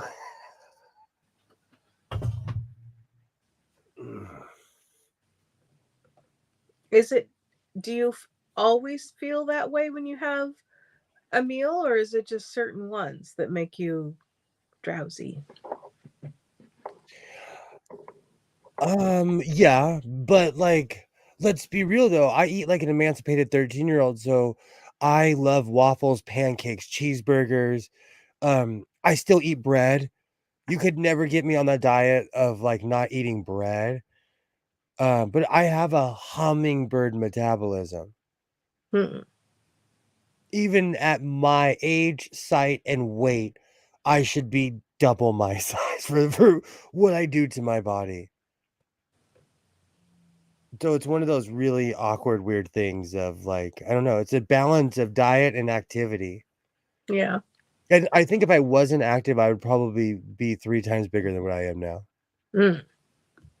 But I also work out, like I do 50 straight push-ups a day. Yeah. Um, so I don't know. Everybody's body is different. True. True. It's physiology, Yeah. Some people do well with one kind of exercise or one kind of eating plan, and then it's the opposite for somebody else. I do that. Just and also like when I wake up, I drink water and I feel it just wash and like save my life. I wake up and I pound water and I feel it doing something what it's supposed to. Yeah. I I've think been thirsty for the last like hour. I think it's all how you treat yourself. Because again, I grew up around real cowboys that did not take care of themselves, and they all didn't end well for one of them. Not one of them did it end well. Mm. And they were all stereotypical tough guys. Mm-hmm. But they didn't take care of themselves, and so just if you don't take care of yourself, it's gonna catch up with you. Yeah. So I drink water because I had a bunch of bad examples who didn't. Water is life. Do you know what's really funny? Lately, like in the entertainment world, they're always saying, that person's a plant. That person's a plant. But they're saying, this person was put here by the industry or yabba yabba. But I'm like, we're all plants. Drink water and stand in the sun for 2 or 3 minutes. Like, we're all. Even the other day, like, oh gosh, that was yesterday. It was so weird to me because I was in my car, but I sat in my car for a minute because I could feel the sun on my face. Yeah. With the window rolled up, it was windy. I was like, no, I'm just going to sit here for a minute because the sun felt so good on my face. Mm-hmm. Did you read that book, Sunshine, by Robin McKinley? No. That was one where she's like, "This is not a young adult book. This is because she had written some like kids books, and so some like middle school teachers were ordering this book without paying attention to what it was about, and she's like, "This is not for children." right, No. like dropping f-bombs, and it's like, oh dear. You know what though? But like, where's that standard? Like, I remember, I really wanted Isaiah to watch The Fox and the Hound, and in the first 5 minutes, I was like, I didn't remember this part. Mm. I think sometimes, a lot of like classic children's literature is just miserable. Absolutely miserable. And then we like freak out over, a love scene or something like that. What about the original Pinocchio? It's awful.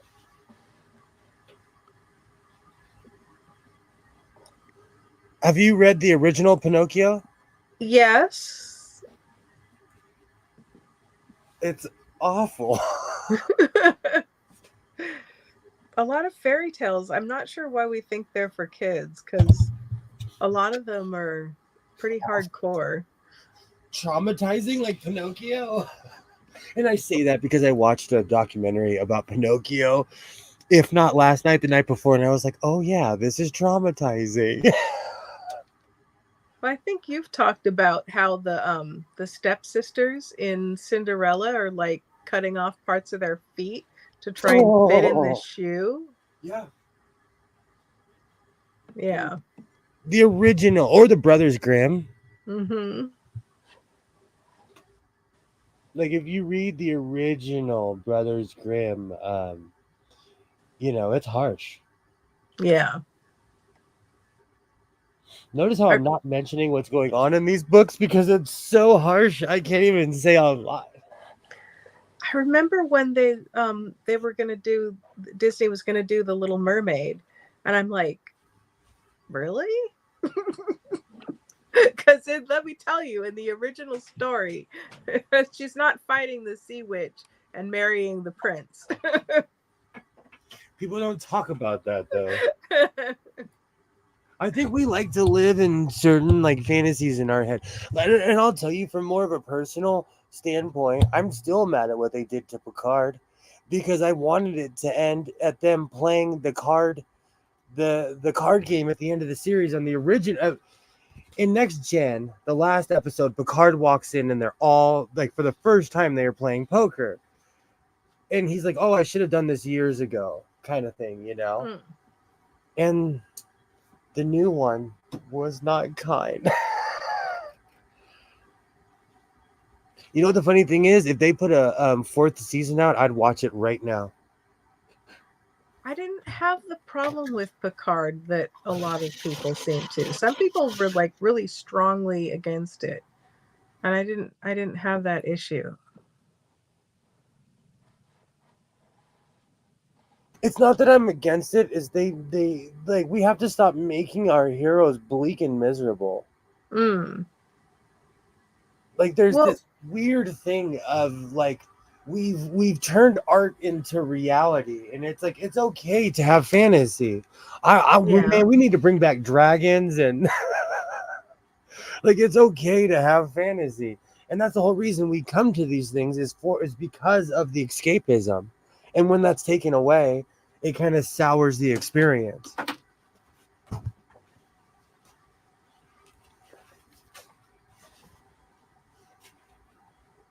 As you can tell, I have a dissertation ready for Picard. So tell me in the chat, are you all big readers? Do you read science fiction, fantasy, hard-boiled detective novels, thrillers? What do you like? I almost finished my SG1 book today, but then my craving for churros took over. Those are mutually exclusive? I mean, as long as you don't get sugar in the book. I was sitting there reading, and I'm like, you still have 20 minutes. Go get some tacos. Joy does not like reading. That's one in the no The category. horror. Do you like audiobooks? Do you like movies? Do you appreciate a good story but just not in the reading format? Or are you just not a fiction kind of person? To anyone tuning in, Waternay works for Big Book. Oh my Is that what we goodness. call it? Is it Big Book? What? They always call it like Big Sewing or Big Pharma. Is it the Big Book? You work for the Big Book, not the good book, but the Big Book. I do not work for Big Book. I know Kilroy I says, I shouldn't say think we that. all know where we stand on that question. I'll I start didn't know doing that it. we did know. That's why I asked. Maybe I missed something along the way. Oh, Kilroy loves books. That part I remember, but I didn't know about the other people. I think we all know he's I'm the same way. And my generation is actually the generation that like a lot of people, and I have this weird conversation with people, they'll be like, they quote movies instead of books.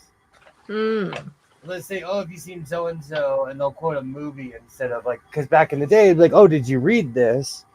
Then then they'll say, oh, blah blah blah blah. But now it's like, you have to see so and so movie. So I can see that. I like both. Although one thing I don't like is when a movie will take a book I like and then stray too far from the book. Like when I But told you about The Walking Dead, they changed it because people would fall in love with characters, and so like The Walking Dead was brutal. It was a brutal series, but they really cleaned it up for television. I mean, really cleaned it up. There was a book that I really liked, and they made a movie out of it, and they changed it so much. Like, bad people were good people were bad people, like the whole everything was different. And then I think I mentioned on the chat, um Kate and Leopold. I think I mentioned that one before. The I saw that it was based on a book, Time and Again, by Jack Finney. And so I'm like, oh, I'll read that. I read the book.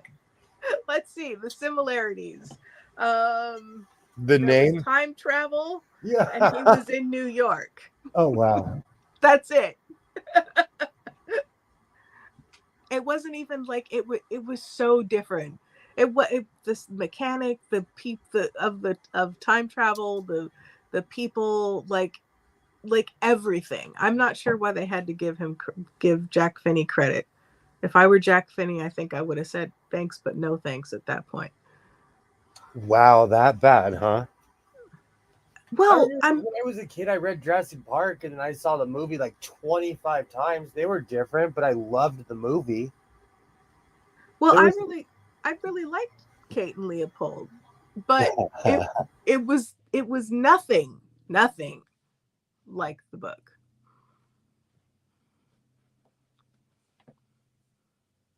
But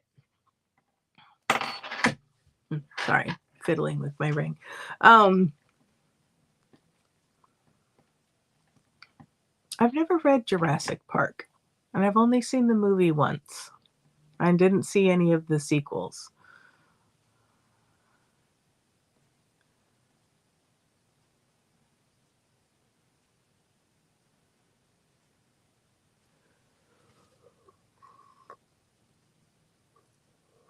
Oh, excuse me.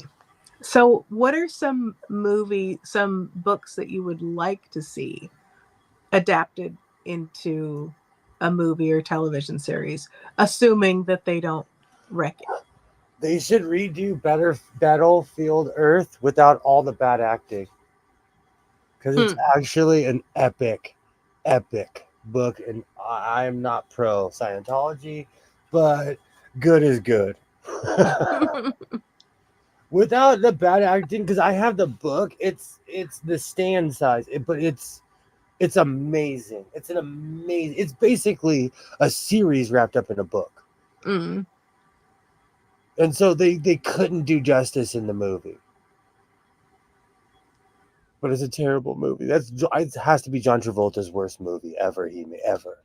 Oh no. None of them can. They can't wreck them. But I think that's part of the problem too. Is that like, first off, I want to say something.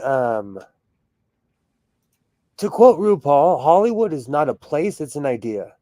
So when people say Hollywood this and Hollywood and they pass blame, Hollywood, California is a place where people live. There's a high school there. It's a town. It's an actual place where people live. Like if you go to the tourist area of Hollywood, Hollywood High School is literally behind on the street, giant football field, everything. It's a functioning place, you know? Yeah. And the tourist area, it's almost like a museum. It's not like the place where any Hollywood stuff is actually happening. Oh, nice, Commander. You made it. Glad to hear it. Yay. It's not a place where anything's actually happening. It's just a place to remember, like movies and television and stuff like that. Especially old Hollywood. It's an homage to old Yeah. school Hollywood too. Yeah.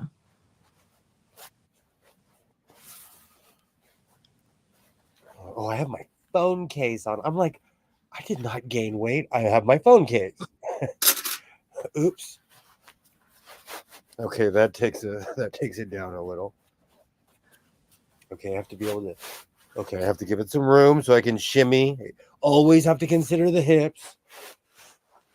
Okay. This is my precise measuring. What kind of closure are you gonna put on that? Did you say closure? Uh-huh. I'm gonna pin it and sew it right here and then chop off the other half. So no like toggles or buttons or snaps or anything? No, because we're 3 hours and 50 minutes in. I actually have the toggles, buttons, and snaps, but this is the house of impatience. You don't have to finish them tonight. This is the house of impatience and repeating it himself. Hold on, measure twice. Will that fit over? Okay, good. If I do a shimmy and I lean to the left, it'll fit. Oh no, I'm almost done now. Now it's just lining them up and saying rah sewing machine.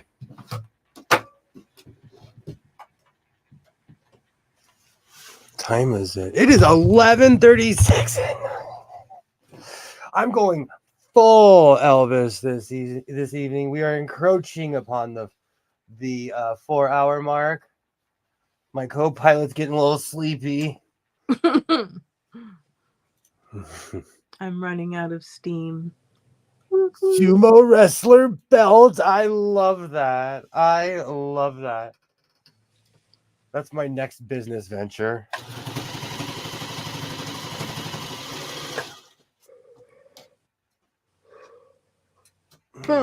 Excuse me.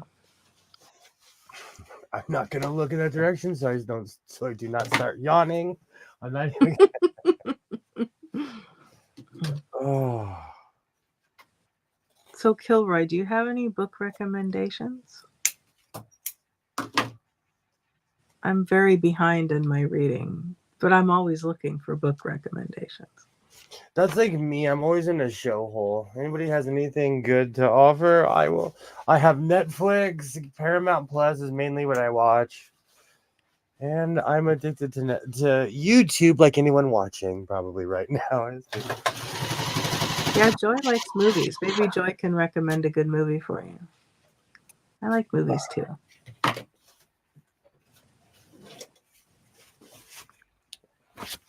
perfect with my sumo belt. There you go. Took a screen cap.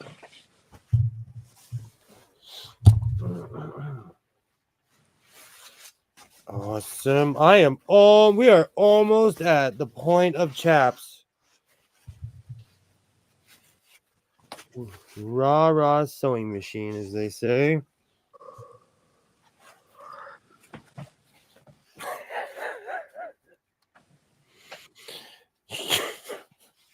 Can't be yawning before the chaps.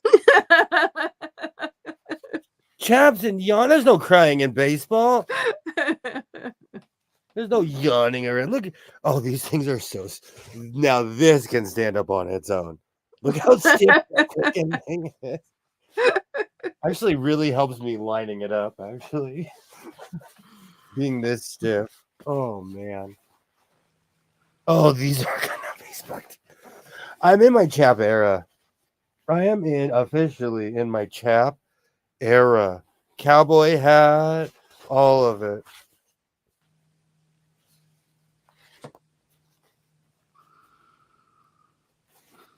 Sorry, I keep yawning. Oh, we're almost to the point of rah goodbye. Hold on. I'm not trying to rush you. It's just they're just coming.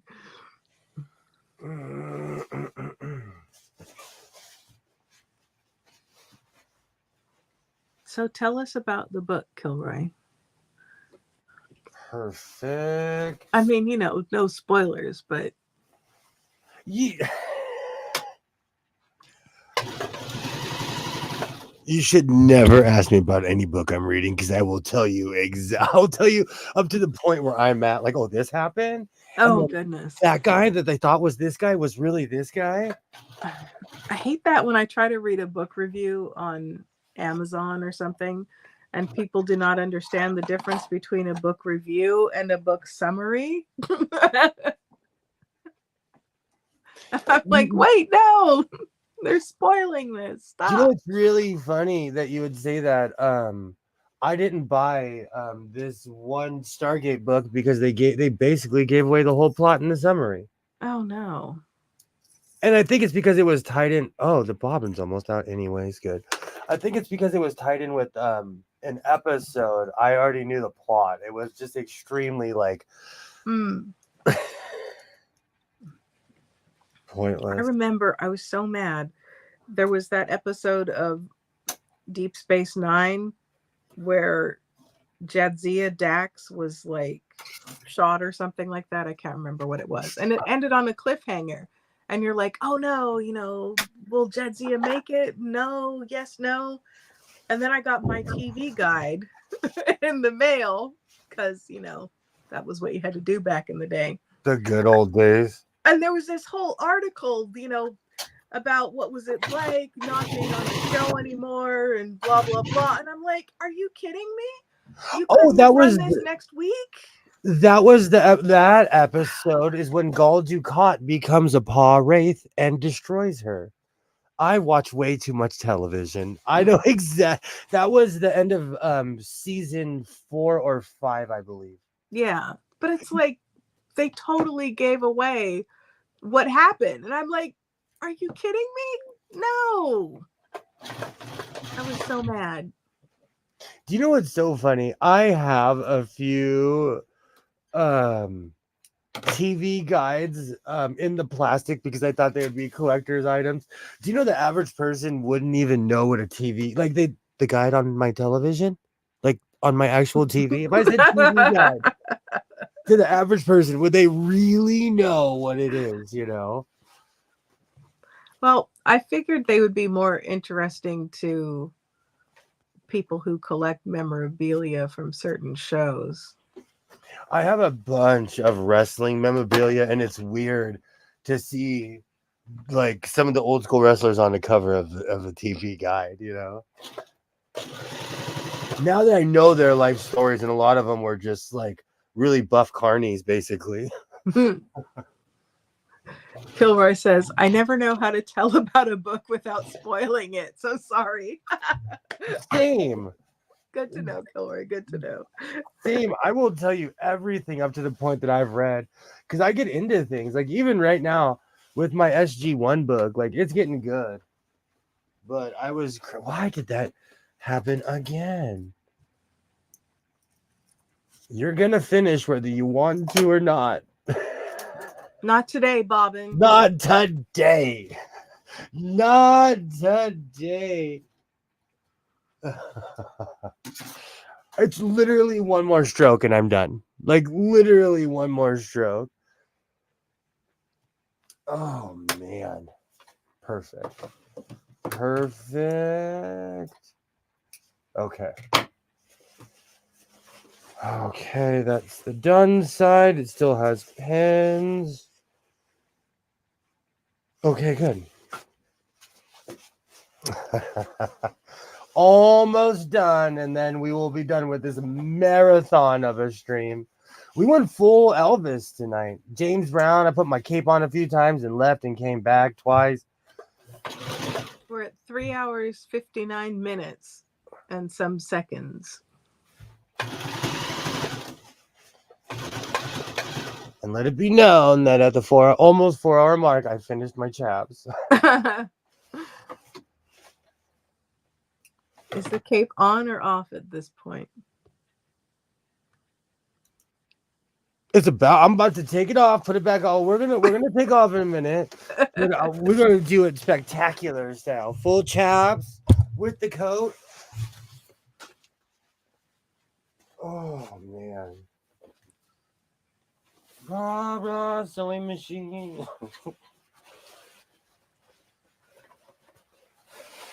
Oh, these are extra chapish. Oh, these are. It's because I'm wearing not so tight pants. Oh, oh, that's stiff. Oh, that's. Joy says, hope you can walk in those. Oh my God. I'm going to be walking like a cowboy. Oh man, these are riding up. He can preach the Bible like a preacher. Maybe you need to sew a little bend in the leg. I did. Oh.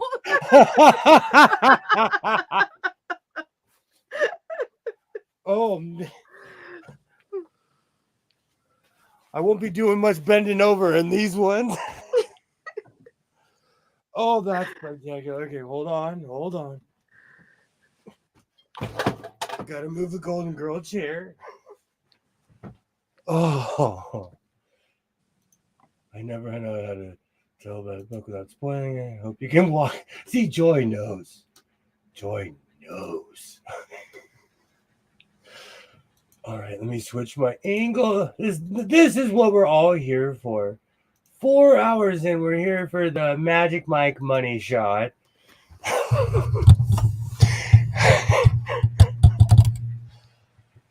Oh. I got spurs that jingle, jangle, jingle. You know, but in all sincerity, I would like to thank everybody that is still here. These things are woof. Oh, hold on. Let me pull that. Oh. I don't know if I could present the cake this evening. Oh, this is like wrapped around my right now. That is indecent. That is indecent. I won't show that too long. That is showing off too much right there. That's the wrong channel.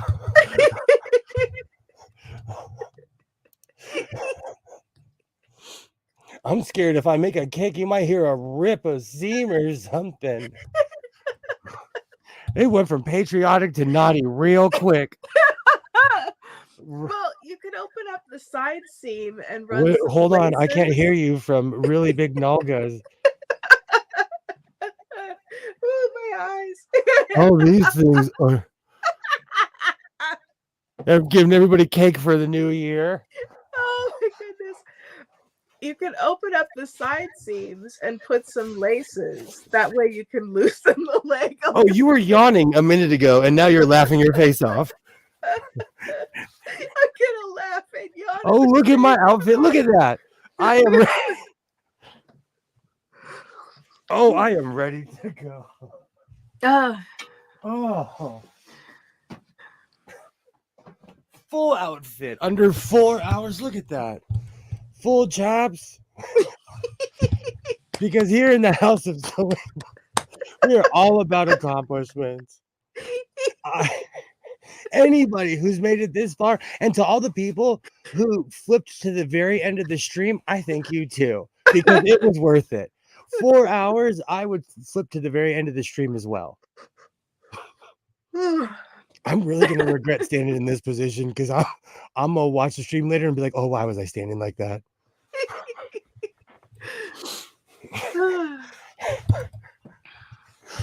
Oh. Well, see, this is what oh. But in all sincerity, I would like to thank anyone who has or is watching this stream. This is why I do this. I'm not trying to be famous. I'm just here to sew and have a good time. So I thank everybody who puts up with me. This is awesome. And for the record, I can shimmy and kick in these. Not too high. The next ones I might make. See, I'm still flexible. See, I'm still. I shouldn't do that with assless chaps on. I'm gonna get some strange emails after this one.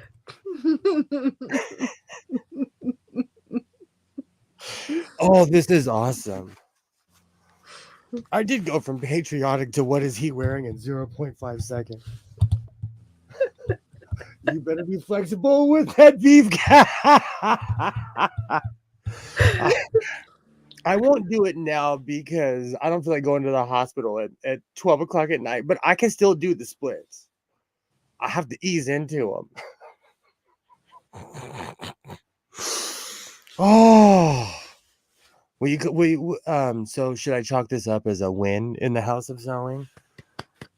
20, you know what? I am shablamming into 2024.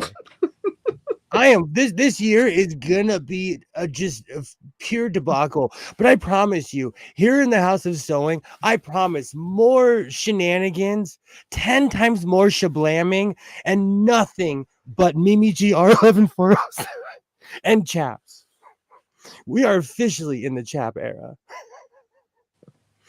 I promise to be a non-political, pure shenanigan nonsense channel. I promise. That is my patriotic promise. I'm feeling this is my State of the Union since I'm wearing stars and stripes and chaps right now. Oh, good times. Good times. I don't care what political side you're on. We should sewing machines for everybody. Sewing 2024. I would vote for myself. I promise to put a sewing machine in every house. Oh, goodness. Well, you've got enough touch and sews. I don't know if I have 300 million. If I had 300 million touch and sews, man, I would volunteer for the loony bin. Oh. All right. Well, I'll do my shimmy and kick one more time. Since a few people have turned in here in the House of Sewing, we are all about shenanigans and making weird promises for 20. I feel weirdly optimistic this year. I have a Fox press, full Nancy Zeman at this point. I'm excited. Today was a decent day. Ouch. I'm extremely flexible. Tomorrow I'm gonna wake up and regret every single shablam and kick I did today, but You know what the funny thing is though? I'm so used to holding my breath when I do that, and I'm not saying from like flexing standpoint. I'm saying from the seam standpoint. That means that this is well put together because nothing ripped. Okay. There are certain things on video. If you see my face, that's me like trying not to show that I heard a while I was skating or something. Especially pants. I haven't figured out my nalgas yet. I need to add. I need to get. adjustment. I need to get 3-dimensional with my measurements. Oh. Everybody thinks I'm playing until I show them that there's actually cake back there. People think I'm joking. Oh, this is awesome. Oh, this is awesome. Tonight, we're gonna end this one like one of my favorite people always say, let's end this on a positive note. And that was definitely on a positive note. I'll be back at it on Wednesday. Do you have anything that you'd like to shill, Polished and Assemble? No, just want to say thank you to my 2 new subscribers. And hello if you're watching. Yay. I'll be back at it on Wednesday. Same bat time, same bat channel. Chaps, 2024 is the year. Look at that pose. Look at this chappy pose that Chaps for the win here in the House of Sewing. I would like to thank everybody who's still here. I'll be back at it on Wednesday. Seriously, thank you. Oh, no riffs. Do you see that? No, like that's the sign of victory right there. I hope everybody has a great evening, morning, wherever you are. Thank you.